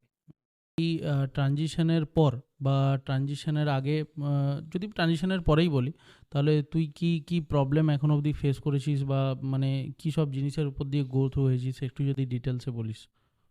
আচ্ছা, আমি দুটোই বলি তাহলে, হুম। ট্রানজিশনের আগে এবং পরে। হুম। দুটো টাইমে দুরকম প্রবলেম। যেমন ধরো ট্রানজিশনের আগে যেটা নিজেকে নিয়ে প্রবলেম, মানে নিজেকে নিজের লড়াই নিজের সাথে। তো সেটা কেমন হতো যে তুমি ধরো, খুব সিম্পল বলছি, যে একটা যখনই তোমার একটা এজ হয়ে গেলে, বা ধরো তুমি চাকরি টাকরির জন্য ইন্টারভিউ দিতে যাচ্ছ, তখন তুমি কিভাবে যাবে, নিজেকে কিভাবে প্রেজেন্ট করছো, ঠিক আছে? তো তুমি ধরো একটা শার্ট পরে একটা প্যান্ট পরে তুমি গেছো ইন্টারভিউ দিতে। তো সামনে যে ইন্টারভিউ আছে তার প্রশ্ন একটা, মানে হয়তো এই প্রশ্নটা করবে না, কিন্তু মানে ব্যাকগ্রাউন্ডে একটা চলতে থাকবে যে একজন ফিমেল ক্যান্ডিডেট এরকম মেল লুকে এসছে, তো তার মেধাটা কোথাও গিয়ে চাপা পড়ে যাবে তার লুকটাতে, যে একে কি করব, কাজে রাখবো কি রাখবো না, এ পরে কী ব্যাপার হবে না, আমার দরকার নেই। কারণ ওর মানে একটা জিনিস হয়ে যায় কি, যে এরকমভাবে হয়তো এই অ্যাটমসফিয়ারটা হয়তো চেঞ্জ হয়ে যাবে, বিভিন্ন বাকি কলিগরা প্রশ্ন করবে, দরকার নেই, প্রথমেই ঝামেলা হটাও। ক্যান্ডিডেট তো একা নেই, আরও অনেকে আছে। এটা একটা গেল। বাট এই যে এই জিনিসটা, এটাই আর এর পরেরটা বলি। ট্রানজিশনের পরে তুমি গেলে, তুমি ছোটোবেলার থেকে অ্যাজ এ গার্ল পড়াশোনা করেছো, তোমার সব সার্টিফিকেট রয়েছে অ্যাজ এ গার্ল, ঠিক আছে? তুমি যখন যাচ্ছ ইন্টারভিউ দিতে, তখন তুমি তোমার পেপার সাবমিট করছো, তোমাকে সামনে দেখছে একটা ছেলে দাঁড়িয়ে আছে, ঠিক আছে? পেপারসে দেখছে একটা ফিমেল ডকুমেন্টস, তুমি তাকে দিচ্ছ, সব কিছু দিচ্ছ, মানে ধরো তোমার যে এফিডেভিট রয়েছে, তোমার কোর্ট পেপার সব কিছু সাবমিট করছো, যে ওই ব্যক্তি এবং এই ব্যক্তি সেম। সেখানেও গিয়ে সেখানে একটা প্রশ্ন চলে আসছে যে এরকম ক্যান্ডিডেটকে রাখবো, আরও তো লোক আছে, যদি পরবর্তীকালে কোনো সমস্যা হয়, ঠিক আছে? দরকার নেই। তুমি তুমি না সব জায়গাতে গিয়ে একটা প্রথমেই ছাঁটাই, তোমার মেধা তো তার পরে দেখা হবে, তোমাকে আগে লুক দেখা হবে। তো এই একটা গেল। এবার ধরো ট্রানজিশনের আগে আরও যেটা খুব বড় সমস্যাটা হচ্ছে, তুমি তো কনফিডেন্সই পাচ্ছ না। তুমি বাসে ট্রামে ট্রাভেল করছো, তোমার দিকে মানুষ তাকাচ্ছে ঘুরে ঘুরে, যে ছেলে না মেয়ে, মেয়ে না ছেলে। তুমি ভাবো, এবার ছেলে না মেয়ে কিন্তু শুধুমাত্র একটা মানুষের মুখের দিকে তাকিয়ে আইডেন্টিফাই করে না মানুষ, তোমাকে উপর থেকে নিচ অবধি দেখবে। তো সেখানে মানে কতটা যে সমস্যা, কতটা যে আনকমফর্টেবল ফিল হয় যখন একটা মানুষ আরেকটা মানুষকে ডেকে ডেকে দেখেছে, এই দেখ তো, দেখে বলতো, বা তোমাকে নিয়ে বাজি লাগাচ্ছে, এই বল তো, এটা ছেড়ে নেবে না 10 টাকা, ঠিক আছে? তুমি বুঝতে পারছো তুমি কোথায় গিয়ে নেমে যাচ্ছ এইখানে? মানে তুমি তুমি যাই করে আসো না কেন, তুমি যাই পড়াশোনা করো, তুমি যাই ট্যালেন্ট থাকুক, তুমি ওখানেই বাস ডাউন। তো এই যে প্রবলেমগুলো চিকিৎসার ক্ষেত্রেও, তুমি ধরো তোমার ট্রিটমেন্ট করাতে গেছো কোথাও, তুমি তো আনকমফোর্টেবল ফিল করছো, যে হয়তো তুমি এমন কিছু তোমাকে ট্রিটমেন্ট করাতে হবে, সেটা প্রতিটা মানুষেরই বিভিন্ন রকম সমস্যা হতেই পারে, হয় স্বাভাবিক। তো সেখানে তুমি কীভাবে ট্রিটমেন্ট করাবে, কি তুমি সুবিধা পাচ্ছ? তোমাকে হয়তো কোনো ফিমেল ওয়ার্ডে রেখে দেওয়া হলো, তুমি তো কমফোর্টেবল নয় ফিমেল ওয়ার্ডে ফিমেলদের সাথে। তো এই যে প্রবলেমগুলো, তুমি কোনো আত্মীয় স্বজনের অনুষ্ঠানে যাচ্ছ, তোমাকে প্রথমেই তোমার পিসি, তোমার জেঠি দিকে যারা আছে, তারা প্রথমে তুই আজকের দিনে একটা গেঞ্জি প্যান্ট পরে আসছিস, একটা লেহেঙ্গা পরতে পারছিস, শাড়ি পরতে পারছিস অমুক দিদির মতন, এটা করতে হবে, কত সুন্দর লাগবে তোকে, চুলটা এখনও বাড়াসনি। তখন তোমার বাড়ির লোক তোমার দিকে তাকিয়ে থাকে, ঠিক আছে, যে আমাদের মান সম্মান চলে যাচ্ছে। তো এই ক্ষেত্রে ধরো আমার যেমন পার্সোনালি আমি অনুষ্ঠানে যাওয়া বন্ধ করে দিয়েছিলাম, কারণ আমি গেলেই তো বিভিন্ন প্রশ্নের সম্মুখীন হব, আর তারপরে আমার বাবা মায়ের সম্মানহানি হবে, সেখানে তো আমাকেই আবার শুনতে হবে। তো এর থেকে ভালো বরং আমি নাই যাই। তো এরকম কিন্তু আমার একটা বহু বছর টাইম কেটেছিল, যেখানে গিয়ে আমি কোনো রকম অনুষ্ঠান অ্যাটেন্ড করতাম না। তো এই জিনিসগুলো আছেই। তাছাড়াও ধরো তোমার পড়াশোনার ক্ষেত্রে তোমার টিচার তোমাকে বলে দিচ্ছে যে এই তুই এইভাবে কেন হাঁটছিস, মেয়েদের মতন হাঁট, তোর এরকম হাঁটা কেন, ঠিক আছে, তুই কথা বলার সময় হাত নাড়াবি না এইভাবে, ঠিক আছে, মেয়েরা এইভাবে হাত করে বসে, তুই মানে এটা এরকম কি করে। ডাইরেক্ট ডাইরেক্ট বলে? হ্যাঁ, দেখো তোমার টিচার, তুমি পড়াশোনা করছো সেখানে, পুরো গার্লস স্কুলের মধ্যে তুমি একটা আলাদা, মানে তুমি তুমি গেলেই 50টা মেয়ের মধ্যে একটি আছে বয়েজ কাট পড়া, ঠিক আছে, অন্যরকম একটা হালচাল তার, আর সবাই চেনে। তো সেখানে গিয়ে কোথাও গিয়ে তুমি আলাদা, তোমাকে শুধরানোর চেষ্টা করা হবেই। কিন্তু কেউ বুঝতে আসবে না যে বাবু তুই কেন এরকম করছিস, কোনো সমস্যা হচ্ছে, কি হচ্ছে আমাকে বল, এইটা বলার কেউ নেই। তোমাকে এভরি টাইম বুলি করা হবে, ঠিক আছে, তোমাকে পার্সোনাল কোশ্চেন জিজ্ঞেস করা হবে, যেমন ধরো এই তোর পিরিয়ডস হয়, কীভাবে হয়, কী করিস তখন, মানে এই যে ব্যাপারগুলো, হ্যাঁ, তো বিভিন্ন রকমভাবে বুলি করা হবে, মানে সেটা স্টুডেন্টদের দ্বারা হোক বা টিচারের দ্বারা হোক বা তোমার যারা স্টুডেন্টস তাদের অভিভাবকদের দ্বারা হোক, বিভিন্নভাবে। তোমার বাড়িতে তো আলাদা রয়েছে আর নিজের সাথে তো রয়েছে, মানে তুমি কোন দিক সামলাবে, তার সাথে তোমার এক্সাম প্রেশার রয়েছে, জীবনে বড় হতে হবে, টাকা তো কামাতেই হবে, ট্রানজিশন করতে হবে, বাড়ি তো সাপোর্ট করবে না, মানে একটা মানে আলাদা রকমের চাপ। তার সাথে ধরো তোমার যদি কাউকে পছন্দ হয়ে যায়, ঠিক আছে, তুমি তো তাকে বলতেই পারবে না, কারণ তুমি, তোমার আইডেন্টিটি কী। তো এই সমস্ত বিষয়গুলো তো রয়েইছে, কারোর সাথে ম্যাচ করাতে পারছো না নিজেকে, নিজেকে দেখে চিনতে পারছো না, মানে সবসময় না মনে হচ্ছে যেন একটা অন্য একটা শরীর, এভরি টাইম মনে হবে যে আমি কী করে এটার থেকে বেরোবো, কোনো রাস্তা নেই। আচ্ছা, বাবা মায়েরা কি এখন এখনের সময়ে দাঁড়িয়ে বাবা মা কি এই ব্যাপারগুলো নিয়ে স্বাচ্ছন্দ্য এখন? সবার বাবা মা বা যারা ধর এটা ফিল করে তাদের বাবা মা কি এটা নিয়ে এখন স্বাচ্ছন্দ্য? দেখো সবার বাবা মা তো নয়, তবে হ্যাঁ, অনেক বাবা মাই কিন্তু এই বিষয়টাকে বুঝতে পেরেছেন এবং বুঝতে চেষ্টাও করছেন। যেমন ধরো আমি যদি আমার বাবা মার কথা বলি, আমার বাড়ির লোক কিন্তু এই ব্যাপারে আমার থেকে মানে প্রচণ্ড এগেনস্ট ছিল, প্রচণ্ড এগেনস্ট, মানে সব দিক একদিকে, এই দিক একদিকে, তুমি যাই করো না কোনো এই দিক তোমাকে শুধরাতে হবেই। সেই জন্য ধরো বাবার বিভিন্ন রকমভাবে আমাকে কাউন্সেলিং করানো থেকে শুরু করে বিভিন্ন রকম করিয়েছে, মানে পরবর্তীকালে গিয়ে কিন্তু এই জিনিসগুলো আমার জন্য বেনিফিশিয়াল হয়ে গেছিলো, কারণ কাউন্সেলিং হোক তবু এই বিষয়ে কথা তো উঠছে, যেখানে কথা বলতেই নাড়াচ্ছিল। তো এটাও কিন্তু ওই আফটার কলেজ। তো আর এখন ওই বাবা মার ক্ষেত্রে যেটা বলবো সেটা হচ্ছে যে বাবা মারা তো এই বিষয়ে কথা বলতেই চান না, কারণ ওই যে তুমি একটু আগে কথাটা বললে না যে মানে কোথাও গিয়ে মানুষ এটাই ভাবছে যে ট্রানজিশন করাবে, তাহলে কি আমার ছেলেটা হিজড়া হয়ে যাবে, আমার মেয়েটা কি হিজড়ে হয়ে যাবে। আর হিজড়ে বলতেই মানুষের মানে মাথায় তো রয়ে গেছে হিজড়ে মানে যারা অনুষ্ঠানে তালি বাজাচ্ছে, যারা ট্রাফিকে দাঁড়িয়ে টাকা তুলছে, ঠিক আছে, এই জিনিসটা বা আরও অনেক কিছু জিনিস মানুষের মাথায় রয়েছে, কিন্তু এই জিনিসটা থেকে তো সরানো সম্ভব হচ্ছে না যে না হিজড়ে মানে এটা নয়, এটা মানে হিজড়ে নয়, এটা মানুষকে বুঝতে হবে, যেটা ওই জায়গাতেই অ্যাওয়ারনেসটা গিয়ে কমে যাচ্ছে। ফলে এই যে এত সমস্যা, যেমন তোমার যদি ধরো টাইফয়েড হয়ে গেল, তোমার বাড়ির লোকে এই টাইফয়েড হয়ে গেছে চল ডাক্তারের কাছে নিয়ে যাও, কিন্তু একটা বাচ্চা যে ছোটোর থেকে কষ্ট পাচ্ছে কষ্ট পাচ্ছে কষ্ট পাচ্ছে, এইটার জন্য তোমার বাবা মা তোমাকে সাপোর্ট করছে, মানে বুঝতে পারছো যে কোথায় গিয়ে সেই বাচ্চাটা দাঁড়িয়ে আছে। মানে ফ্যামিলি সাপোর্টটা যদি না পাওয়া যায় তো অন প্যাথেটিক ব্যাপার। এক্স্যাক্টলি, অন্তত এটা বলুক যে বাবু কী প্রবলেম হচ্ছে, কারণ আমরাও তো জানি না কী প্রবলেম হচ্ছে অ্যাকচুয়ালি, কেন আমি মেলাতে পারছি না। কারণ আমি তো ছোটোর থেকে আমি অন্তত চাইনি যে আমাকে আমার বাবা মা কম ভালোবাসুক, কম কেয়ার করুক, রেগে যাক আমার উপর, আমি তো চাইনি, বা অন্য যারা আত্মীয় স্বজন তারা আমাকে অন্য চোখে দেখুক, আমি তো চাইনি।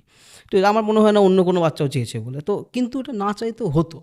আমি চেষ্টা করতাম যে কীভাবে আমি কী করি, তাহলে আমি তাহলে পড়াশোনাটা ভালো করে করি, তাহলে ভালো হবে। না, হতো না। আমি ড্রয়িং করি ভালো করে, ভালো ড্রয়িং, হ্যাঁ অনেক ইয়ে পাচ্ছি আমি ড্রয়িংয়ে, সাবাসী বা খুব ভালো ড্রয়িং করে বা খুব সুন্দর, কোথাও গিয়ে শক্ত হলে এবার চুলটা বড় কর, সব এক নিমিষে তোমার ধামাচাপা পড়ে যাবে। তো তো তোর কি মনে হয় যে টার্নিং পয়েন্ট কোন জায়গাটা ছিল? মানে এই বিষয়টা নিয়ে যে এখন কথা হচ্ছে, হ্যাঁ। কোন সময় থেকে, কোন টাইম থেকে এই বিষয়টা নিয়ে কথা বলছে বা কথা হচ্ছে বা এই বিষয়টা নিয়ে কথা উঠছে? মানে সেটা কি আমার ফ্যামিলির বলছো নাকি পুরো তো সবার তো বলছো? পুরো সবারই বল, আর তোর ফ্যামিলির ব্যাপারটাতেও বল। এক তো 377 উঠে গেল, মানুষ ওপেন হলো। দেখো বিষয়টা আজকে আমার সামনে আসছে, মানে এটা নয় যে এখন নতুন করে এই ব্যাপারগুলো হচ্ছে। যে এইটাও একটা মানুষেরই আছে যে আগে তো এইসব ছিল না, আগে তো কোনোদিন শুনিনি, এখন হঠাৎ করে সব। একদম নয়, বাজে কথা। আগেও ছিল, মানে এই মহাভারতের সময় থেকে, বা মহাভারত তো কম বোঝে, মানে পৃথিবী জন্মের সময় থেকে, মানুষ জন্মের সময় থেকে, সরি, মানে যখন থেকে প্রাণী জন্ম শুরু হয়েছে তখন থেকে এই জিনিসটা ছিল। কিন্তু সামনে আসেনি, কারণ সামনে আসার মতো সেই সুযোগ সুবিধা জায়গা কোনোটাই ছিল না। ধরো আজকে আমি তোমার সামনে বসে এই কথাগুলো বলছি, কারণ তুমি এই জায়গাটা ক্রিয়েট করেছো যে একটা পডকাস্ট হোক। এই জায়গাটা কি ছিল তুমি বলো না 10 বছর আগে? হলে হয়তো তখনও হতো। তো আস্তে আস্তে সামনে আসছে, তো আশা করব এই জিনিসটা একদম ইজি হবে।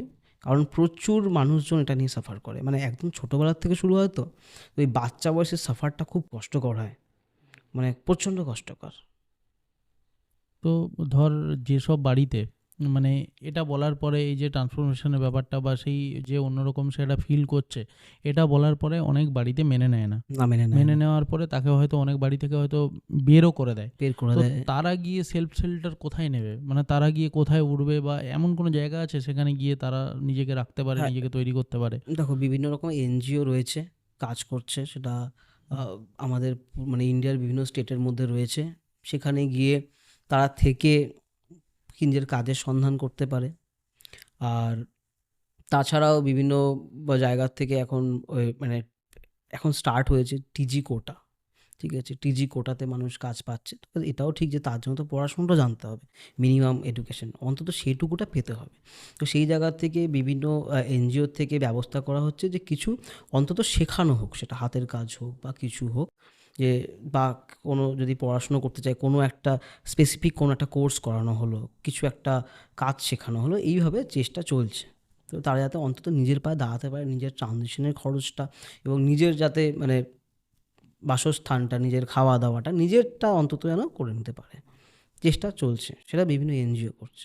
এইরকম কোনো স্পেসিফিক ঘটনা আছে যেটা তোর ব্যাড এক্সপিরিয়েন্স বা তোর মনে দাগ কেটে আছে, যে এই ঘটনাটা না ঘটলেও হতো, বা খুব বাজে একটা ঘটনা যেটা তোর মনে এখনো দাগ কেটে মানে আছে আমার জীবনে বলছো? তোর জীবনে? হ্যাঁ। দেখো আমার জীবনে তো প্রথম দাগ কেটেছিল ওই যে ছোটোবেলায় খেলার সময়, হুম। যে আমি বুঝতে পারলাম যে আচ্ছা ওই ছেলেটার সাথে এই ছেলেটার সাথে আমি খেলাধুলো করছি, এদের মতো আমি নয়, আমি আলাদা। তো তার ওই একটা দাগ কাটা শুরু হলো। তারপরে ধরো আহ, মানে আমি না সবসময় ছোটো থেকে চাইতাম যে আমি আমার বাবা মাকে প্রাউড ফিল করাবো, কিছু না কিছু করে প্রাউড ফিল করাতে হবে। মানে কেন জানো তো, সেটা আরও বেশি মানে জোর দিয়ে হয়ে গেছিলো, কারণ আমার বাড়ির লোক না আমাকে, আমি যাই করছি তাতেই হচ্ছে কেউ মানে খুশি হচ্ছে না। মানে ওই যে আমি অন্যরকম, ওটাই যেন সবসময় থাকছে। তো ছোটোর থেকে চাইতাম যে খুশি করাবো, খুশি করাবো। তো এরকম না অনেক কিছুই করতাম, হয়তো এই জিনিসটা না হলে হয়তো এগুলো করতামও না। ঠিক আছে, তো ওইটার জন্য হয়তো অনেকটা বেশি কিছু করা হয়েছে জীবনে। তো করার পর যখন দেখতাম যে না খুশি করতে পারছি না, সেগুলো খুব দাগ কাটতো। আর জীবনে সেভাবে দাগ কাটা তো এরকম ভুরি ভুরি এক্সাম্পল, তো মানে কিছু কিছু জিনিস সত্যি বলতে আমি নিজে না মনে রাখতে চাই না এখন আর। কারণ যখনই আমি ব্যাকে চলে যাই, ওখানের প্রতিটা দিন সৌভিকদা, মানে প্রতিটা দিন কেন, মানে এমন বহু রাত গেছে, সেই রাতে আমি শুধু কেঁদেছি। এটার জন্য কেঁদেছি যে আমি কাকে গিয়ে বলবো, কেউ নেই। মানে একটা দেখা যায় না যে আমি হয়তো, মানে কেউ দেখে যে আমি নিজেকে অন্তত আয়নার সামনে দেখে নিজেকে বলি, মানে নিজেও নেই আমার সাথে। তো যেটা বলছিলাম যে ওই একটা সময় না, মানে কেউ তো পাশে নেই, কোথাও গিয়ে আমি নিজেও নিজের পাশে নেই, কারণ আমি তো নিজেকে পাচ্ছি না আয়নার সামনে দাঁড়িয়েও। তো একদম বাস্তব যেটা, মানে এই মুহূর্তে দাঁড়িয়ে আমি না স্বপ্ন দেখতাম এই মুহূর্তটার, যে আমি যাতে মানে ঠিক যেই লুকটা তুমি আমাকে এখন সামনে দেখতে পাচ্ছ, এটা আমার কল্পনার রূপ। মানে দীর্ঘ 23 বছর ধরে মানে আমি কল্পনা করতাম যে আমি ঠিক এইটা, কিন্তু কোথাও গিয়ে আমি ওটাকে পাচ্ছি না। আমার সমবয়সী ধরো ছেলেরা একটা যখন আস্তে আস্তে অন্য স্কুলে চলে গেল, মানে যেমন আমার খুব মনে আছে যখন আমি ক্লাস 4-এ পড়ি, তখন আমাদের স্কুলে অ্যাডমিশন টেস্ট দিয়ে তখন অন্য স্কুলে যেতে হয়। প্রাইমারি অবধি কিন্তু আমি কোয়েড স্কুলে পড়াশোনা করেছি, যেখানে আমার প্রচুর বন্ধুবান্ধব ছিল, ছেলে এবং মেয়ে সব রকম। তো যখন না আমি না তখনও বুঝতে পারিনি যে আমার অ্যাডমিশন টেস্ট দেওয়ার পরে আমার নাকি পুরো গার্লস স্কুল হয়ে গেল। মানে আমি লিটারালি, আমার বন্ধুরা সব কোথায় গেল, মানে আমি তো আর কমফোর্টেবল ফিল করছি না। মানে দেখো, ছেলে মেয়ে সবাই কোয়েট স্কুলে রয়েছি, একরকম আছে, বন্ধুদের সাথে খেলছি টেলছি। ওই ক্লাস ফাইভটা আমার কাছে না সেই ছোটোবেলা একটা ধাক্কা বলতে পারো। মানে মানে আমার বন্ধুরা সব কোথায়, আমার ছেলেরা সব কোথায় গেল। ঠিক আছে, এখন আমি এবার থেকে নাকি আমি জানলাম যে হ্যাঁ এবার আপ টু 10 অবধি তুমি মেয়েদের সাথেই পড়াশোনা করবে। ওটা সত্যি আমার জন্য খুব, মানে খুব বড় ধাক্কা ছিল। মানে আমি প্রথম না খুব চুপচাপ থাকতাম, কী হচ্ছে বুঝতে পারছি না, আমি কী করবো তাহলে এখন। মানে ওই ওই ছোটোবেলা যেটা আমি না বুঝতে পারছিলাম না যে কী হলো ব্যাপারটা। ঠিক আছে, এরপর আমার ঠিক আছে পাড়ার বন্ধু বান্ধব আছে, খেলাধুলো করছি। ঠিক যখন 7-8 হয়ে গেল, আমার ওইটাও বন্ধ হয়ে গেল। মানে বাড়ির মেয়ে কি মাঠে গিয়ে ছেলেদের সাথে খেলাধুলো করবে, কিন্তু এইগুলো না একটা একটা করে ধাক্কা আসতে শুরু হলো। তখনও কিন্তু আমি ধরো ওই ছেলেদের মতো যেটা বলা হয় যে ধরো বয়েজ কাট, হেয়ার কাট, আমার জামা কাপড় ওই রকমই পড়াশুনো মানে পড়ছি।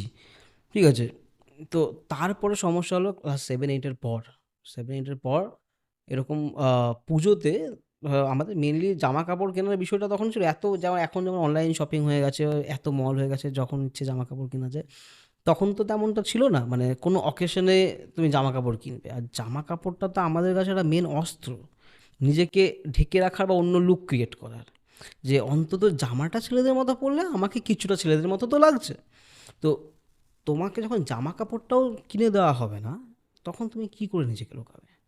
তুমি তো নিজেকে পাচ্ছই না। মানে কিছুভাবে জোর করে যে ক্রিয়েট করে থাকবো অন্তত নিজের ইয়ের জন্য, যে আচ্ছা এবার ঠিক আছে আমি কিছুটা নিজেকে হাইড করতে পেরেছি, তুমি তাও পারছো না। মানে পুজোতে এবার শুরু হলো যে তুমি কত ভালো চুড়িদার কিনবে কেনো না, কত ভালো লেহেঙ্গা কিনবে কেনো না, তোমাকে কোনো ছেলেদের জামা কাপড় কিনে দেওয়া হবে না। আর আমি যেহেতু ছোটোর থেকে ছবি টবি আঁকতে পছন্দ করি, তো এরকম আমার ভাইও ছবি আঁকতে পছন্দ করে। ছোটোবেলার থেকেই আমরা কী করতাম, পুজো আসার আগে আগে দুজন মিলে না এরকম ছবি আঁকতাম, এই তুই এই জামাটা কিনবি, আমি এটা কিনবো, আমার শার্টটা এরকম দেখতে হবে। ঠিক আছে, ছবি টবি আঁকতাম। তো খুব খুব আনন্দ, জামা কাপড় কেনা হবে। তো আমি যখন গেলাম বাজারে, দেখলাম প্রথমে ভাই তো ছোটো, ভাইয়ের জামা কাপড়টা কেনা হলো। তো ভাইয়ের জামা কাপড়টা ভাই তো আগে থেকে ঠিক করে গেছি, মানে আমি আর ভাই দুজন, যে ও এরকম কিনবে, কেনা হলো। ঠিক তারপরেই আমাকে একটা জামা মেয়েদের দোকানে নিয়ে চলে যাওয়া হলো। আমি বুঝতে পারছি না যে আমাকে এই দোকানে কেন আনা হয়েছে। আমার তো ভাইয়ের যে জামাটা ওটা তো ভালো লাগছে, আমি তো ওরই সিমিলার এক সাইজ বড় কিনবো, না হচ্ছে না। তো দেখছি যে আমাকে ওটা কিনে দেওয়া হচ্ছে। আমি বলছি যে আমি এটা পরবো না, না তোমাকে এটাই পরতে হবে, এটাই কিনে দেওয়া হলো।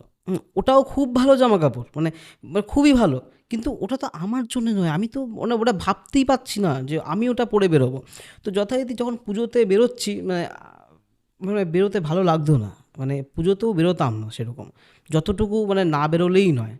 এবার বাড়ির লোক ভাবতো আমি হয়তো আনসোশ্যাল, পুজো টুজোতে বেরোতে চাই না, কিন্তু একদমই না। মানে আমি প্রচণ্ড গল্প করতে ভালোবাসি, খুব মিশতে ভালোবাসি, কিন্তু কোথাও গিয়ে নিজেকে লোকাবার তো জায়গা থাকবে। আমি যখনই মানুষের মধ্যে চলে আসবো, ঠিক কিছুক্ষণ পরেই তুই এখনও এরকম রয়ে গেলি, তুই চুলটা বড় করলি না, তুই এই জামা কাপড়টা পরেছিস, নিজেকে হাইড করতে পারছি না। তো তো এই যে ব্যাপারগুলো, মানে ওই জন্য বলো না, ভুড়ি ভুড়ি এক্সাম্পল, মানে এক একটা পুজোতে এক এক রকম। ঠিক আছে, অমুক কাকু ওটা বলেছিল, অমুক বন্ধু এসে এরকম বলে দিল, মানে হ্যাঁ মুখের উপর। আমার সাথে মেলাতে একটা ঘটনা ঘটেছে, আমি মেলায় গিয়েছিলাম, মানে যেই কারণে আমি এই সমস্ত মানে জনবহুল জায়গায় অ্যাভয়েড করতাম, মেলাতে গিয়েছি। হঠাৎ করে আমাকে পেছন দিক থেকে একজন ডেকে বললো যে এই এই, তুমি ছেলে না মেয়ে? ঠিক আছে, আমি অবাক, মানে অবাক না, আমি লজ্জিত। পাশাপাশি লোকজন আমার দিকে এইভাবে তাকিয়ে আছে উপর থেকে নিচ, একদম মানে না। আমার ওই বন্ধুটা বলছে তুমি মেয়ে, কিন্তু আমি বলেছি তুমি ছেলে নামে বলো না। মানে আমি তখন মানে রেগে যাব, নিজেকে লুকাবো, পালিয়ে যাব, কোথায় গেলে আমি জাস্ট ভাবতে পারছি না যে এইরকম মানে কী হচ্ছে আমার সাথে। মানে এইগুলো না আমার খুব মানে আমি চাই না মনে রাখতে কিছু, মানে ট্রমাটাইজ হয়ে যাওয়ার মতো মানে ব্যাপার একটা। প্রচণ্ডভাবে প্রচণ্ডভাবে। এমনও হয়েছে আমি স্কুল যাচ্ছি, ঠিক আছে, আমি সাইকেল নিয়ে স্কুল যেতাম, আমার পেছন পেছন কয়েকটা ছেলে সাইকেল নিয়ে নিয়ে যাচ্ছে দেখার জন্য যে আরে বিকেলবেলা একে দেখলাম না, ছেলে জামা কাপড় বেরিয়েছিল, ও এখন ও না, ঠিক আছে, ও কি ওই, ঠিক আছে, এটা দেখার জন্য। মানে বুঝতে পারছো, মানে স্কুলে যাচ্ছি। এবার এই কথাগুলো তো আমি বাড়িতে এসে বলতে পারছি না। কেন বলতে পারছি না? কারণ আমি যখনই বাড়িতে এসে বলবো যে জানো মা আমার সাথে না এরকম হয়েছে, সেখানে তো আমার বাড়ির লোক এটাই বলবে যে ছেলে জামা কাপড় পরা বন্ধ করে দে, কেন পড়বি এরকম, এগুলো তো প্রবলেম হবেই। মানে এটা হয়তো তাদের কাছে হয়তো, মানে যেহেতু তারাও এই বিষয়টা জানে না, তো এই সমস্যাগুলো বাড়িতেও বলতে পারছি না, কিন্তু আমি জানি আমি কী ফেস করছি। তো এগুলো খুব হতো, মানে এমন এমন জায়গাতেও হতো যে আমি না অনেক কিছু শুনতে পাচ্ছি, যে আমার পাশেই আলোচনা হচ্ছে আমাকে নিয়ে, আমি এমন মানে ভাবে আছি, তো আমি কিছু শুনতেই পাচ্ছি না, আমি জানি না কিছু, আমি সব শুনতে পাচ্ছি, মানে শুনতে পাচ্ছি, আর নিজে নিজে প্রতিটা মুহূর্তে ভাঙছি ভেতরে ভেতরে যে আমি কি করব। আচ্ছা, তোর তো একটা ভাই আছে বললি, ছোট হ্যাঁ, ভাই আছে, তো তোর ভাইয়ের কিরকম রিয়াকশন, বা তোর ভাই কতটা এটা নিয়ে বোঝে, বা সে কতটা জানে? একমাত্র বোধহয় আমার ভাই আমাকে চিনেছে ছোটোর থেকে, ঠিক আছে, মানে এইটা আমি এই জন্য বলছি, আমার ভাই আমাকে বরাবর ভাই বলে ডাকে, ঠিক আছে, সেটা একদম ছোট থেকেই। আমার বাড়ির লোক বহুবার চেষ্টা করেছে ওকে বলানো যে দিদি ভাই বল না, নাও ভাই, ঠিক আছে। তো আর ওর সাথেও আমার যে ব্যাপারটা, ও ছোটোর থেকেই না মানে এই ভাই ভাই টাইপেরই ব্যাপার, আমি যে বললাম না দুজন মিলে ছবি আঁকছি, ঠিক আছে, ও আমার জামাটা ঠিক করে দিয়েছে, ইনফ্যাক্ট আজকেও আসার আগে ও আমার চুল সেট করে দিয়েছে, ঠিক আছে, যে এইরকম করে যা, ঠিক আছে, মানে ওর সাথে আমার বন্ডিংটা মানে মানে কীরকম বলবো, মানে ও আমার মানে বেস্ট ফ্রেন্ড, ঠিক আছে, ও আমার বেস্ট ফ্রেন্ড, ও আমার ভাই, ও সব কিছু। তো মানে ও কোনো প্রবলেম নেই যে আহ, ভাই ঠিক আছে, ওকে তুই ঠিক থাকলেই ঠিক। এবার হ্যাঁ, ও তো এই বিষয়টা জানতো না, কিন্তু যেহেতু ধরো ওর সাথে আমার এজের ডিফারেন্স ধরো 3.5 বছরের, ঠিক আছে, যেহেতু ও এই জেনারেশনে, তো ও অনেকটা আমার সাথে এই বিষয়ে, সত্যি কথা বলতে আজ অবধি এই বিষয়ে কোনো দিন ওর সাথে আলোচনা করতেই হয়নি যে ভাই আমি এটা ভাবছি, এটা আমার কষ্ট হচ্ছে। হ্যাঁ, তবে এটাও ঠিক যে যখন ছোট ছিলাম ওর সাথেও কিন্তু আলোচনা করার জায়গাটা ছিল না, আমি ভাবতে পারতাম না যে কী আলোচনা করবো, মানে কী বলবো, ওরকম জায়গাটা ছিল না। কিন্তু দেখলাম যত সময় বাড়লো ওকে কিন্তু কিছু বোঝাতেও হয়নি, ও সব জানে, আর সবে ওকে, এবং ও হচ্ছে হচ্ছে মানে সাইলেন্টলি সাপোর্ট করছে আমাকে, এরকম টাইপের ওর সাথে আমার সম্পর্ক, আর কোনো রিয়েকশন। ইনফ্যাক্ট পরবর্তীকালে আমি শুনেছি যে আমি যখন বাড়িতে এই বিষয়টা বলি, ওটা নাকি বাবা আর কি ভাইকে নাকি বলেছিল যে দেখ ও এরকম চাইছে, হ্যাঁ তুই কি বলছিস, মানে এটা তো ধর মানে একটা হয় না যে ওদের বাড়ির লোকের ব্যাকগ্রাউন্ডে হচ্ছে যে আমার একটা ছেলেও আছে, ছোট ছেলে আছে, ও এরকম করে নিলে ওর একটা মানে একটা সার্কেল রয়েছে, সেই সার্কেলে কোনো এফেক্ট, ভাই নাকি এটা বলেছিল যে ও যেটা করবে সেটা তো ওর ব্যাপার, ও ঠিক থাকলে সব ঠিক আছে, আমার কেন অসুবিধা হবে, মানে এটা আমি জানতাম না। ও আমাকে কিছু বলেনি। পরবর্তীকালে বাবা একটা ইন্টারভিউতে, মানে প্যারেন্টস ইন্টারভিউ ছিল, তো বাবা সেখানে ওই কথাটা বলেছে, তখন আমি জানতে পারলাম আর কি। তো ওটা জেনে খুব ভালো লাগলো যে তো ও এরকমই, ওর সাথে আমার সম্পর্কটা এরকমই। আচ্ছা, আমি তোকে আগে যেটা জিজ্ঞেস করছিলাম হুম। যে সার্জারি যে ব্যাপারটা, হ্যাঁ। আহ, তুই কোন কোন সার্জারির উপর দিয়ে গো থ্রু হয়েছিস? মানে আমি এই কারণে জিজ্ঞেস করছি, দেখ, মেয়ে মানে তার তো একটা শারীরিক দৈহিক গঠন একটা আলাদা হয়, আর ছেলে মানে নর্মালি একটা শারীরিক গঠন আলাদা হয়। তো তুই বাই বার্থ মেয়ে, হুম। বাট সেটা থেকে তুই ছেলেতে মানে ট্রান্সফরমেশন হয়েছিস হুম। বা ট্রান্সফার হয়েছিস, যাই বলি না কেন। তো সেটা কি সার্জারির মধ্য দিয়ে গেছিস, বা কি কি চেঞ্জেস, যদি তুই বলতে আচ্ছা, পারিস? যেমন ধরো তুমি সামনে থেকে আমাকে দেখতেই পাচ্ছ, হ্যাঁ। ঠিক আছে, এই চেঞ্জেসগুলো। আর হ্যাঁ, এবার কি কি সার্জারি, আমি এটা এইভাবে বলতে পারবো না। কেন বলতে পারবো না তার কারণটা বলে দিই। কারণ প্রচুর মানুষ রয়েছে যারা ডিসফোরিয়ার মধ্যে রয়েছে। আমি যদি এখন বলি যে এই সার্জারিগুলো মানে প্রপার এই সার্জারিগুলো করতে হয়, এগুলো কি খুব পেনফুল? অবশ্যই পেনফুল, তোমার শরীরে কাটা ছেঁড়া হবে, মানে কিন্তু পেনফুল, কিন্তু খুব আনন্দদায়ক, কারণ আলটিমেট ওই কষ্টর থেকে অনেক ভালো, মানে একটা কথা বলো না যে মানে মানে ভেতরের যে যন্ত্রণাটা ওটার থেকে অনেক রিলিফ। অনেক রিলিফ হুম। পাওয়া যায়, মানে অনেক রিলিফ, মানে কীভাবে বোঝাবো তোমাকে, মানে আমার যখন সার্জারি হয় তখন আমি শুধু ভাবছি যে মানে আমার না একটা ছোটো থেকে একটা ইয়ে ছিল যে এরকম যদি একদিন হতো যে আমি একদিন রাত্রেবেলা ঘুমোলাম আর ঘুম থেকে উঠে দেখলাম যে সব নর্মাল, আমি যা যেরকমটা চাইছি নিজেকে আমি এরকম হয়েছে, যেটা তো কখনো মানে ওইভাবে হয়নি। কিন্তু সার্জারিটা আমার জন্য সত্যি ওই রকমই ছিল, যে সত্যি তাই হয়েছিল যে আমাকে এরকম অপারেশন থিয়েটারে নিয়ে যাওয়া হলো, আমার সার্জারি হলো, তারপরে ওরা উঠে পড়ো, তো মানে ওই ব্যাপারটা ওই দিনটা আমার জন্য মানে খুব বড় পাওনা ছিল। তারপরে ওই কাটা ছেঁড়া ওইসব আমার জাস্ট মানে কিচ্ছু আসে যায় না, মানে আমার এতটাই আনন্দ হচ্ছিল। মেয়েদের মানে একটা পিরিয়ডসের একটা ব্যাপার থাকে, ঠিক আছে? তো এই যে পিরিয়ডসের ব্যাপারটা, আমি বলছি যে এটা কি সার্জারি করলে চেঞ্জ হয়, বা হরমোন ইনজেক্ট করলে এই কি পিরিয়ডসের ব্যাপারটা চেঞ্জ হয়? হ্যাঁ, অবশ্যই চেঞ্জ হয়। তবে হ্যাঁ, আমি আরেকটা জিনিস বলি, এটা চেঞ্জ হয় তোমাকে আমি বলে রাখলাম, কিন্তু আমার মনে হয় যে এই সার্জারির বিষয়টা নিয়ে খুব একটা কোশ্চেন না করাই ভালো হবে। কেন বলছি আমি কারণটাও বলে দিই, তাহলে বুঝতে সুবিধা হবে। কারণ প্রচুর মানুষ রয়েছে যারা ট্রানজিশনের মধ্যে এখনও আসতে পারেনি, বা তারা প্রচণ্ড ডিসফোরিক এই মুহূর্তে। তো ওইখানে গিয়ে এই কোশ্চেনগুলো তাদেরকে কিন্তু মানে মানে আরও বেশি ট্রিগার করে দিতে পারে। কারণ হয় না যে বিভিন্ন ধাপে ধাপে এগুলো হয়। এটা আচ্ছা, তো আমি বলতে চাইছি যে তুই যদি ক্যামেরাতে তাদের সম্বন্ধে কিছু বলিস যারা এই ট্রান্সফরমেশনে হ্যাঁ আছে, ট্রানজিশনে আছে, হুম হুম বা ধর হুম যারা ভাবছে যে আমি কিভাবে শুরু করব, হুম বা এই যে সার্জারি কথাটা তারা হুম কিন্তু হয়তো জানে কিন্তু হুম। তারা কোথাও ভয় পাচ্ছে, সেটা নিয়ে তুই একটু বল যাতে তাদের মনে সেই ব্যাপারটা জিনিসটা নিয়ে পুরোপুরি ক্লিয়ার হয়। আচ্ছা হ্যাঁ, প্রথম কথা হচ্ছে যে আমাদের সব থেকে বড় যেটা ফেস করতে হয় যে প্যারেন্টস, হুম। ঠিক আছে? কারণ তোমার কাছে দেবে মানে তুমি যখন ট্রানজিশন করিয়ে ফেলছো তখন তো তোমাকে দেখে চেনার উপায় নেই, সমাজে কোনো অসুবিধা হয় না। হ্যাঁ, প্রবলেম রয়ে যায় যে প্যারেন্টস সাপোর্ট করছে কিনা, বা প্যারেন্টস সাপোর্ট না করলেও এগেনস্ট তো নয়। তো সেই জন্য আমরা আমাদের কালেকটিভ থেকে একটা প্যারেন্টস মিটিং অ্যারেঞ্জ করেছি, আমি পরবর্তীকালেও আরও করব, আমাদের ইচ্ছে আছে। তো মানে শুরু করেছি। তো সেখানে কিন্তু আমরা প্যারেন্টসদেরকে একটা বোঝানোর কাজ করি, মানে যেখানে গিয়ে প্যারেন্টসরাও আমাদেরকে কোশ্চেন করতে পারে যে কী হবে আমার ছেলের, মানে তখন তো মেয়ে হিসেবেই বলছে, তখন তো মানে আমার সন্তানের কী ভবিষ্যৎ, কিছু হবে না তো, বা এরকম অনেক প্রশ্ন থাকে। তো সেখানে গিয়ে আমরা সেটা ক্লিয়ার করার চেষ্টা করি, এবং আমরা কিছুজন আছি যারা অলরেডি এই প্রসেসের মধ্যে দিয়ে গেছি, তো তাদেরকে সামনে দেখলেও তারা কোথাও ভরসা পায়, আচ্ছা তো এইটা তো কীভাবে কী হচ্ছে, চারিদিকের কী রেসপন্স এটা নিয়ে। তো এই সমস্ত বিষয়গুলো আমরা ওখানে ক্লিয়ার করি যে আমরা কি ফেস করছি, তার থেকে তারা নিজেরা কিছু ধারণা পায়। কারণ কোথাও গিয়ে কিন্তু প্যারেন্টসরাও একটা ভয় পায় যে আমার বা সন্তানটা যদি ট্রানজিশন করে নেয় তারপরে গিয়ে সমাজের চোখে আমরা নিচে নেমে যাব না তো, বা কোনো প্রশ্ন আসবে না তো, সবাই কীভাবে থাকবো আমরা, কারণ আমরা তো সবাই মানে সমাজের বাইরে নয়, সমাজে থাকতে হবে। তো সেই জায়গাতে গিয়ে আমরা ওটাকে ক্লিয়ার করার চেষ্টা করি, বোঝানোর চেষ্টা করি। তো এই একটা রয়েছে। আরেকটা জিনিস হচ্ছে যে ট্রানজিশন মানে যদি মেডিকেল প্রসেসের মধ্যে থেকে যেতে গেলে, হ্যাঁ, একটা মানে ফিনান্সিয়ালি সেইভাবে স্টেবল হতে হবে। তো সেই জন্য আমার ব্যক্তিগত বা আমাদের কালেকটিভ থেকেও আমরা এই কথাটাই বলার চেষ্টা করি যে নিজের পায়ে দাঁড়ানোটা অন্তত মিনিমাম একটা পড়াশুনো করাটা খুব দরকার। ঠিক আছে? হ্যাঁ, এবার পড়াশোনাটা কেন হয় না সেটা কারণ সে এতটাই ডিসফোরিক হয়ে থাকে, নিজেকে নিয়ে এতটাই ডিসফোরিয়ার মধ্যে থাকে যে ওখানে সে কনফিডেন্সই পায় না যে সে ইউনিফর্ম পরে, মানে গার্লস ইউনিফর্ম পরে স্কুলে যাবে। সে যে বুলি হচ্ছে প্রতিদিন, তার তো ভালোই লাগছে না যেতে।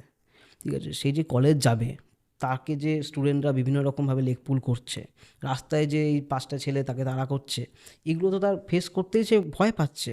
ঠিক আছে? ওই জন্য তো সে যেতে পারছে না। তো এই জায়গাতে গিয়ে একটু মেন্টাল স্ট্রং হতে হবে। দরকার পড়লে কিছু কিছু পথ অবলম্বন করতে হবে যেভাবে পসিবল, কারণ সবার পরিস্থিতি আলাদা। দরকার পড়লে তার প্যারেন্টসের সাথে কথা বলা হবে। তো অন্তত যেন মিনিমাম পড়াশোনাটা সে করে, এবং সে যখন একটা জায়গায় দাঁড়িয়ে যাবে তখন দেখবে এই প্রশ্নগুলো অনেকটা হালকা হয়ে যাবে। তার নিজেরও ট্রানজিশন করার মতো সেই ফিনান্সিয়াল যে যেটা দরকার, ফিনান্সিয়ালি তোকে তাকে যতটা এস্টাবলিশ হওয়ার দরকার সে হয়ে যেতে পারবে। তো ওইভাবে এটা পসিবল। তো একটু সময় লাগবে, সেই সময়টুকু তাকে একটুখানি দরকার পড়লে কাউন্সেলিং করানো হোক, মানে নিজেকে যাতে এই বিষয়গুলো এগুলো তো ধরো এই যে পুরো ব্যাপারটা এটা তো পুরো নেগেটিভ, এই নেগেটিভ যে বিষয়টা আমরা সমাজ থেকে পাচ্ছি এটাকে যাতে ইগনোর করতে পারে, তার জন্যে তার যদি দরকার পড়ে একবার কাউন্সেলিং করাই আমি, তো করাবে। ঠিক আছে? বা আমাদের যে কালেক্টিভটা তৈরি করা হয়েছে যে আমাদের সাথে কথা বলো, কারণ যখনই তুমি যুক্ত হচ্ছ দেখবে তোমার মতো প্রচুর মানুষ আচ্ছা, আছে। তোর কালেকটিভটার নাম আর কিভাবে যোগাযোগ করবে এটা তুই যদি একটু বলিস। আচ্ছা, আমাদের কালেকটিভের নাম হচ্ছে বেঙ্গল ট্রান্সমেন কালেকটিভ। ঠিক আছে? তো আমাদের ইনস্টাগ্রাম অ্যাকাউন্ট রয়েছে, আমরা ফেসবুকেও রয়েছি, আমাদের নিজস্ব হোয়াটসঅ্যাপ গ্রুপ রয়েছে। তো এটা সার্চ করলেই পাবে। হেল্পলাইন নাম্বারটা আমি মানে এই মুহূর্তে আমি বলতে পারছি না, কিন্তু সব কিছু ওখানে দেওয়া রয়েছে, সোশ্যাল মিডিয়াতে সার্চ করলেই পেয়ে যাবে, অসুবিধা হবে না। তো ওইভাবে যুক্ত হতে পারবে। তো এটা গেল। তো এইভাবে আমরা চেষ্টা করছি। দেখো আমরা খুব ছোট থেকেই শুরু করেছি, তো আস্তে আস্তে সেই ফ্যামিলিটা আমাদের বৃহৎ হচ্ছে, কারণ প্রচুর মানুষ জুড়ছে। মানে তুমি ভাবতে পারবে না, যখন নিজে যখন ছিলাম আমি না এরকম ভাবতাম খুব যে অন্তত একজনকে যদি আমার মতো দেখতে পাই, অন্তত তার সাথে আমার প্রবলেমটা শেয়ার করবো যে ভাই আমার এরকম প্রবলেম হচ্ছে, কি করি। অন্তত কিছু তো অনেক রকম তো কথা থাকে, শুধু এটা ছাড়াও সেই কথাগুলো বলার অন্তত আমি পেতাম না। তো এটা আমারও ভাবনা ছিল যে বোধহয় আমি তো মানে একদম আলাদা, আর বোধহয় কেউ নেই এরকম। তো আজকের দিনে দেখি মানে এসে দেখছি যে না, এমনটা ভুল, মানে প্রচুর মানুষজন রয়েছে, মানে প্রচুর, মানে প্রচুর। শুধু তাদেরকে আমরা পাই না এই জন্য কারণ তারা ভয় পায়, তারা নিজের আইডেন্টিটি জানে না। আর আরেকটা হচ্ছে যে কী করবে জানে না, কার সাথে কথা বলবে, তারাও তো মানে একটা ইয়েতে রয়েছে যে আমি তার সাথে কথা বলবো, কী বলবো। হঠাৎ করে দেখে তো কাউকে বলা যাবে না যে এই ভাই তুমি ট্রান্সম্যান। ঠিক আছে? সে হয়তো ট্রান্সম্যান নয়। ঠিক আছে? এইভাবে তো বলা যায় না। তো সেই জন্য এই কালেকটিভে জোড়ার একটা ব্যাপার রয়েছে। তো আজকের দিনে মানে দাঁড়িয়ে দেখতে পাচ্ছি প্রচুর মানুষজন রয়েছে, তারা সত্যিই অনেকভাবে উপকৃত হচ্ছেও, তারা বলেও। এখন অ্যাকসেপ্টেন্স কীরকম কি পাচ্ছিস, যেখানে তুই জব করিস হ্যাঁ বা তোর রিলেটিভ, তোর ফ্যামিলি এখন মানে দেখার দেখার ভঙ্গিটা যেটা বলে সেটা কি চেঞ্জ হয়েছে? হ্যাঁ দেখার ভঙ্গি চেঞ্জ হয়েছে, অবশ্যই হয়েছে। যে মানে আমি তো খুব রিলিফ পেয়েছি ওই সমস্ত কোশ্চেনগুলো, এটা ছোটো থেকে শুনে এসেছি যে কবে মেয়ে হবি, তুই কি চুলটা বড় করবি না, এটা পড়বি না সেটা পড়বি না, ঠিক আছে। তো এখন সব ঠিক আছে, মানে অনেকই ঠিক আছে, মানে তোমাকে বলতে পারি আমি 98% ঠিক। এবার 2% ধরো মানুষের মনে অনেক রকম কোশ্চেন, অনেক রকম কৌতূহল থাকে, ঠিক আছে। আমি কৌতূহলটাকে রেসপেক্ট করি, যে হ্যাঁ কৌতূহল থাকলেই আনসারটা জানবে, কৌতূহল থাকুক, সঠিক জায়গা থেকে জানুক, মানে কৌতূহলটাকে মেটাক, কিন্তু গসিপ না করুক। গসিপ করলেই তো জিনিসটা অন্যদিকে চলে যায়। কিছুটা কৌতূহল হচ্ছে জেনে যাও, কারণ কে বলতে পারে, হয়তো তোমার সন্তান ট্রান্সম্যান হলো বা কমিউনিটির কেউ হতেই পারে, তুমি জানো না, তোমার হয়তো আশেপাশে কেউ হলো, তুমি অন্তত তাকে গাইড তো করতে পারবে। কারণ এটা কোনো মানে এমন তো না যেটা পাপ তো নয় রে বাবা, তুমি মানে একটা একটা কন্ডিশন যেখানে গিয়ে সত্যি গিয়ে মানুষের সাপোর্টের দরকার হয়, অন্তত কথা বলার, মানে এমন না যে প্রচুর কিছু তুমি করে দাও, অন্তত কথা বলো সেই বাচ্চাটাকে একটু সাপোর্ট, যে ঠিক আছে তুমি তোমার পড়াশোনাটা চালিয়ে যাও, কোনো চিন্তা করো না, সব ঠিক আছে। এইটা অন্তত বললেও কিন্তু একটা বাচ্চার মানে ভীষণ একটা মানে বড় জায়গা হয়ে যায়, যেটাই অভাব থেকে যায় জীবনে। আচ্ছা, তো এবারে যেটা নিয়ে কথা বলবো সেটা হচ্ছে তোর পার্টনারের ব্যাপারে একটু কথা বলবো। তো আই থিঙ্ক তুই রিলেশনশিপে আছিস। তো তার সঙ্গে কিভাবে দেখা হয়েছিল, বা সে কি একজন ট্রান্স? না, আমার পার্টনার ট্রান্স নয়, উনি বায়োলজিক্যালি ফিমেল। বায়োলজিক্যালি বলাটা এখন আমার ভুল, কারণ এই টার্মসটা এখন আমরা ইউজ করি না। কারণ কারণ এটা বলতে পারো যে সেক্সুয়াল আইডেন্টিটি তার ফিমেল, এবং সে নিজেকে মানে অ্যাজ এ ফিমেলই আইডেন্টিফাই করে। তো কিভাবে দেখা হয়েছিল, আর যখন তুই তোর ব্যাপারে এটা বললি, তোর ব্যাপারে তোর নিজের ব্যাপারে যখন বললি যে এরকম ট্রান্সফরমেশন তোর হয়েছে বা কিছু, হুম। এটা সম্বন্ধে রিয়াকশন কি ছিল, এই টোটাল ব্যাপারটা একটু বল। আচ্ছা, আমার পার্টনার আমাকে আগের থেকেই চেনে, মানে আমার ট্রানজিশনের আগের থেকেই চেনে, মানে আমি মেডিকেল প্রসেসে আসার আগের থেকেই চেনে। তো সেক্ষেত্রে আহ, সেক্ষেত্রে সেরকম কোনো সমস্যা হয়নি, কারণ আমার যেহেতু আমার কিন্তু সেক্সুয়াল ওরিয়েন্টেশন হচ্ছে ফিমেল, ঠিক আছে, মানে আমি হেটেরোসেক্সুয়াল। তো সেক্ষেত্রে সেও হেটেরোসেক্সুয়াল। তো যেহেতু সে একজন মেলের প্রতি অ্যাট্রাক্ট, আর আমার ভাইবস যেহেতু অ্যাজ এ মেল, তো সেক্ষেত্রে তার সমস্যা হয়নি। এবং সে সে আমাকে মানে আগের থেকে জানতো, এবং পরবর্তীকালে আমার ট্রানজিশন হয় এবং সব কিছু নর্মাল। তোর মতোই কেউ ধর ট্রান্সফরমেশন নিয়ে আচ্ছা ধর মেল হয়েছে, আচ্ছা। ওকে, তো সে কোনো পার্টনার চুজ করছে, তো হুম। এটা কি সবসময় মানে ট্রান্সই হয় নাকি আচ্ছা। অন্যান্য মানে একদম একজন মেয়েকেও চুজ করে, মানে হেটেরো সম্ভবত তুই যেটা বললি যে ওয়ার্ডটা, হুম হুম। তো তা সেইভাবেও চুজ হয়, মানে এই যে প্রসেসটা, এটা আমি জিজ্ঞেস করছি। সব রকমই হতে পারে, কারণ দেখো একজন ট্রান্সম্যান, ঠিক আছে, ট্রান্সম্যান কিন্তু গেও হতে পারে। ট্রান্সম্যান গেও হতে পারে, কেন হতে পারে? কারণ দেখো ট্রান্সম্যান মানে সে একটা ছেলে, একটা ছেলে যেহেতু গে হতে পারে, একটা ট্রান্সম্যানও গে হতে পারে। একটা ট্রান্সম্যান বাইসেক্সুয়ালও হতে পারে, একটা ট্রান্সম্যান কিন্তু হেটেরোসেক্সুয়ালও হতে পারে, ঠিক আছে। তো এখানে বিষয়টা বোঝা যাচ্ছে যে মানে দেখো এখানে তিনটে বিষয় আসছে। একটা হচ্ছে সেক্সুয়াল আইডেন্টিটি, একটা হচ্ছে জেন্ডার আইডেন্টিটি, তারপরে আছে সেক্সুয়াল ওরিয়েন্টেশন। সেক্সুয়াল আইডেন্টিটি যেটা আমি বললাম আগে, যে জন্মের সময় কি মানে তাকে কি মানে কি মানে অর্গ্যান নিয়ে জন্মালো, কি হলো, সেখানে একটা ডিক্লেয়ার করে দেওয়া হলো যে ধরো সে ফিমেল, জন্মের সময় বলে দিল। তারপরে সে একটু বয়স বাড়তে বাড়তে যখন সে নিজের সত্তাকে বুঝতে পারলো, তখন তার জেন্ডার আইডেন্টিটি সে বুঝতে পারলো যে সে কিন্তু একজন মেল, মানে মাস্কিউলিন। ফিমেল হয়ে জন্মেছে, তার জেন্ডার আইডেন্টিটি হলো মাস্কিউলিন, ঠিক আছে। তাহলে ফিমেল আর মাস্কিউলিন ম্যাচ করলো না, দুটো আলাদা আলাদা একই শরীরের মধ্যে, মানে মেয়ের শরীরের মধ্যে ছেলে, ম্যাচ করছে না। তো এরপরে ধরো সে ট্রানজিশন করিয়ে নিল, ট্রানজিশন করিয়ে সে এখন মাস্কুলিন জেন্ডার এবং মেল ম্যাচ করে গেল। এইবার হচ্ছে সেক্সুয়াল ওরিয়েন্টেশন, সে অ্যাট্রাক্ট কার উপর করছে, কার প্রতি করছে। সেটা হতে পারে ফিমেলের প্রতি অ্যাট্রাক্ট ফিল করছে।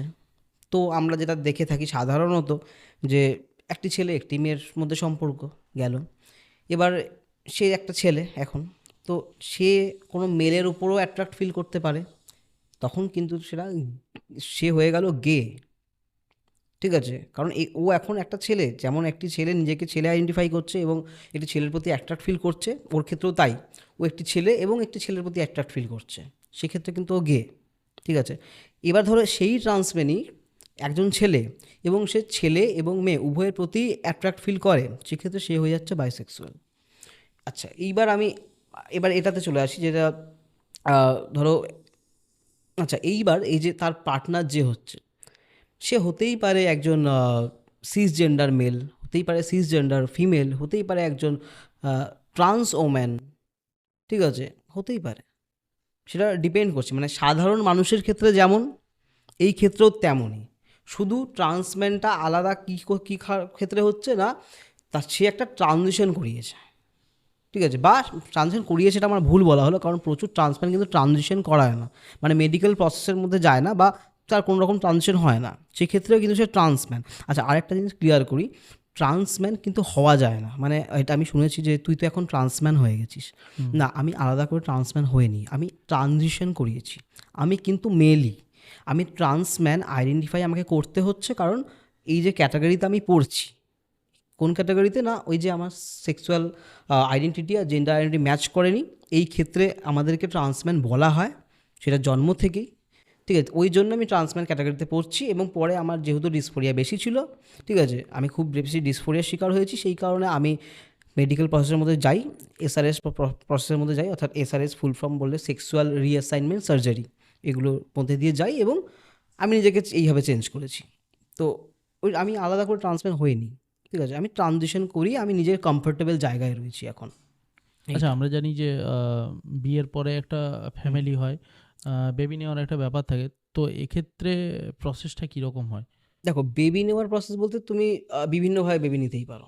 ঠিক আছে, এটা পুরোপুরি তোমার নিজস্ব ব্যাপার, মানে তুমি যদি চাও তোমার আহ, যেমন বেবি হয় তেমন হয়, তুমি বেবি নিতে চাইছো তুমি নিতে পারো, তুমি যদি চাও অ্যাডাপ্ট করতে চাও তো অ্যাডাপ্ট করতে পারো, তুমি চাও টেস্ট টিউব বেবি তুমি টেস্ট টিউব বেবি করতে পারো, মানে পুরোপুরি তোমার নিজস্ব চয়েস, যেমন আর 5টা মানুষের চয়েস তেমনি চয়েস।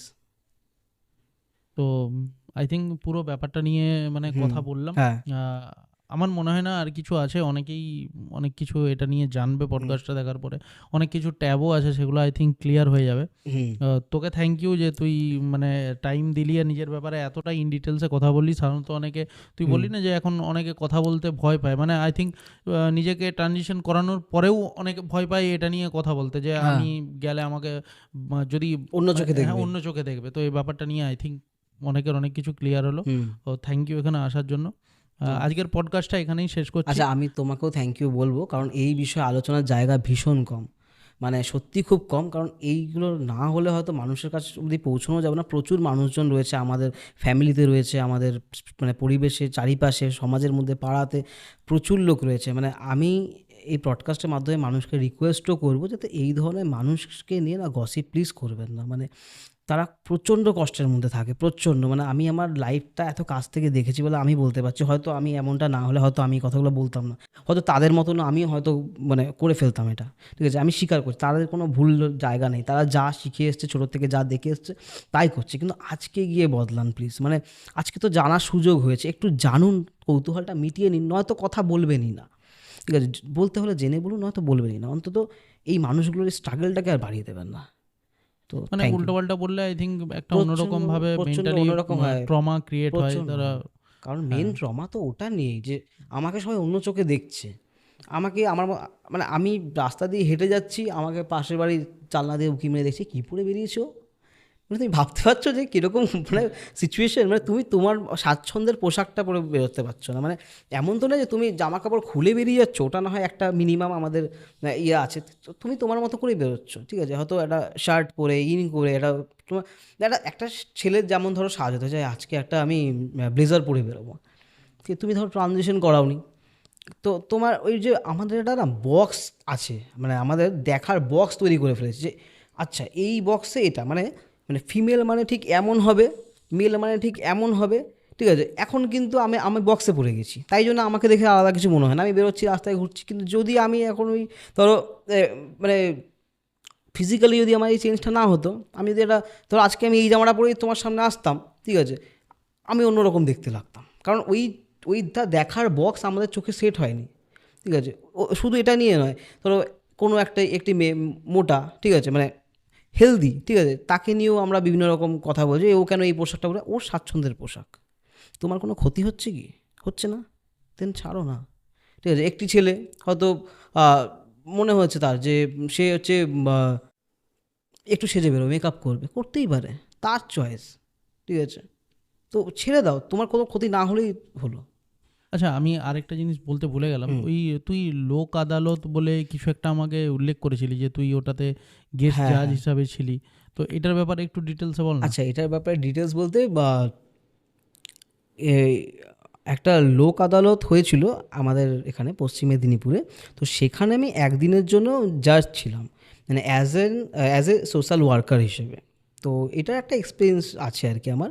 তো ওটা হওয়ার কারণ হচ্ছে যে আমাদের পশ্চিম মেদিনীপুরে একটি ট্রান্সজেন্ডার সেল তৈরি হয়েছে। তো সেই সেলের বোর্ড মেম্বার আমি রয়েছি অ্যাজ এ ট্রান্সজেন্ডার রিপ্রেজেন্টেটিভ। তো সেইখান থেকেই ওনারা আমাকে ওখানে ইনভাইট করেছিলেন, তো সেটা আমি করেছিলাম। তো তো লোক আদালত মানে ওখানে কি হয় আচ্ছা, মানে? লোক আদালত মানে হ্যাঁ। হচ্ছে ওখানে যেটা হয়, তো যে অনেক কেস পেন্ডিং থাকে, সেটা আহ, হয়তো মানে আর্থিক অভাবের জন্য মানুষ অনেক পেন্ডিং কেস থেকে থাকে অনেক দিন ধরে, তো সেখানে গিয়ে একটা সুরাহা হয় একদিনের মধ্যে যে কিছুটা সেটেল হয়ে, অনেকের হয়তো টাকা পয়সা অনেক বাকি রয়ে গেছে ব্যাংকের, ঠিক আছে, টাকা পয়সা ফেরত দিতে পারছে না। তো সেখানে একটা বলতে পারো একটা উম, কথাবার্তা, মানে কথাবার্তার মধ্যে এরা করে নেওয়া হয় যে তোমার 50,000 টাকা বাকি আছে, ব্যাংকের লোকও থাকলো যে অনেক ধার বাকি আছে, তো ওনারা বললেন ঠিক আছে আপনি 30,000 টাকা দিন, আমরা ব্যাপারটা ক্লোজ করে নিচ্ছি, ঠিক আছে। এইরকম ধরনের কিছু কেস আছে, তো সেটাকে ক্লোজ মানে মেনলি ক্লোজ করার চেষ্টা করা হয় যাতে সাধারণ মানুষ যাতে একটুখানি সুরাহা পায় এই বিষয়গুলোর থেকে। তো এই এই ধরনের কার্যক্রম করা হয় আর কি। আচ্ছা, আমি আরও একটা ছোট্ট বিষয় বলি। তুই যেটা অফ ক্যামেরায় আমরা কথা বলছিলাম, তুই হুম। বলছিলি যে বলা উচিত কিনা জানি না। তুই বলছিলিস যে অনেক ফ্যামিলিতে যাদের এই আইডেন্টিটিটা তারা বলে বাড়িতে, হ্যাঁ, তাদের উপর অনেক অত্যাচার করা হয়। হ্যাঁ। তুই এই জিনিসটা একটু অ্যাড্রেস কর। আমার মনে হয় এটা অ্যাড্রেস করা উচিত, অনেকের জানা উচিত, এবং যারা এই ব্যাপারটা নিয়ে হয়তো কোথাও অত্যাচারিত, হুম। তারাও যদি যদি সামনে আসতে পারে পডকাস্টের মাধ্যমে এটা দেখার পরে। আচ্ছা, তো প্রচুর কেস এরকম দেখা গেছে তাদেরকে জোর করে বিয়ে দিয়ে দেওয়া হয়েছে, এটা শোনার পর যে তুমি নিজেকে ছেলে আইডেন্টিফাই করো, এটা হতেই পারে না, জোর করে বিয়ে দিয়ে দাও, ঠিক আছে। আলটিমেট জোর করে বিয়ে দিয়ে আপনি আপনার, মানে আমি প্যারেন্টসদের উদ্দেশ্যে বলছি যে ওই প্যারেন্টস আলটিমেট ওনার মানে ওর সন্তানের কোনো ভালো করছে না, ওই তার নিজের সন্তানকে নিজে মৃত্যুর দিকে ঠেলে দিল।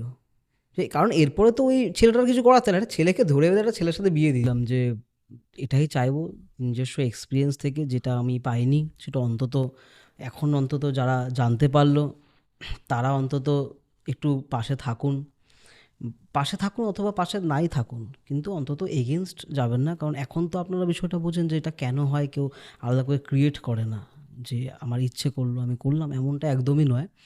তো এখানে প্লিজ এগেনস্ট হবেন না, কারণ এই ধরনের মানুষদের এমনিতেই ছোটোর থেকে প্রচুর রকমের প্রবলেম, প্রচুর প্রচুর প্রবলেম। তো আর দয়া করে আর প্রবলেম বাড়িয়ে দেবেন না। তো এতটুকুই আমার বলার। আর যারা ট্রান্সম্যানরা রয়েছেন, যারা যদি কেউ দেখছে, তো বেঙ্গল ট্রান্সম্যান কালেকটিভ এর সাথে আপনি যুক্ত হতে পারেন যদি আপনার মনে হয় যে আপনি ভীষণ একা বা এই ধরনের ডিসফোরিয়ার মধ্যে রয়েছেন, কারোর সাথে কথা বলে নিতে পারলে ভালো হতো, কিছু জানা যেত, তো আপনি চাইলে যোগাযোগ করতে পারেন। থ্যাংক ইউ সবাইকে। যদি ভিডিওটা এখান অবধি সবাই দেখে থাকে, পুরো ব্যাপারটা নিয়ে আই থিঙ্ক অনেকের অনেক কিছু ক্লিয়ার হয়ে যাবে। অনেকটা ডিটেলসে কথা বললাম, ওর এক্সপিরিয়েন্স ও শেয়ার করলো।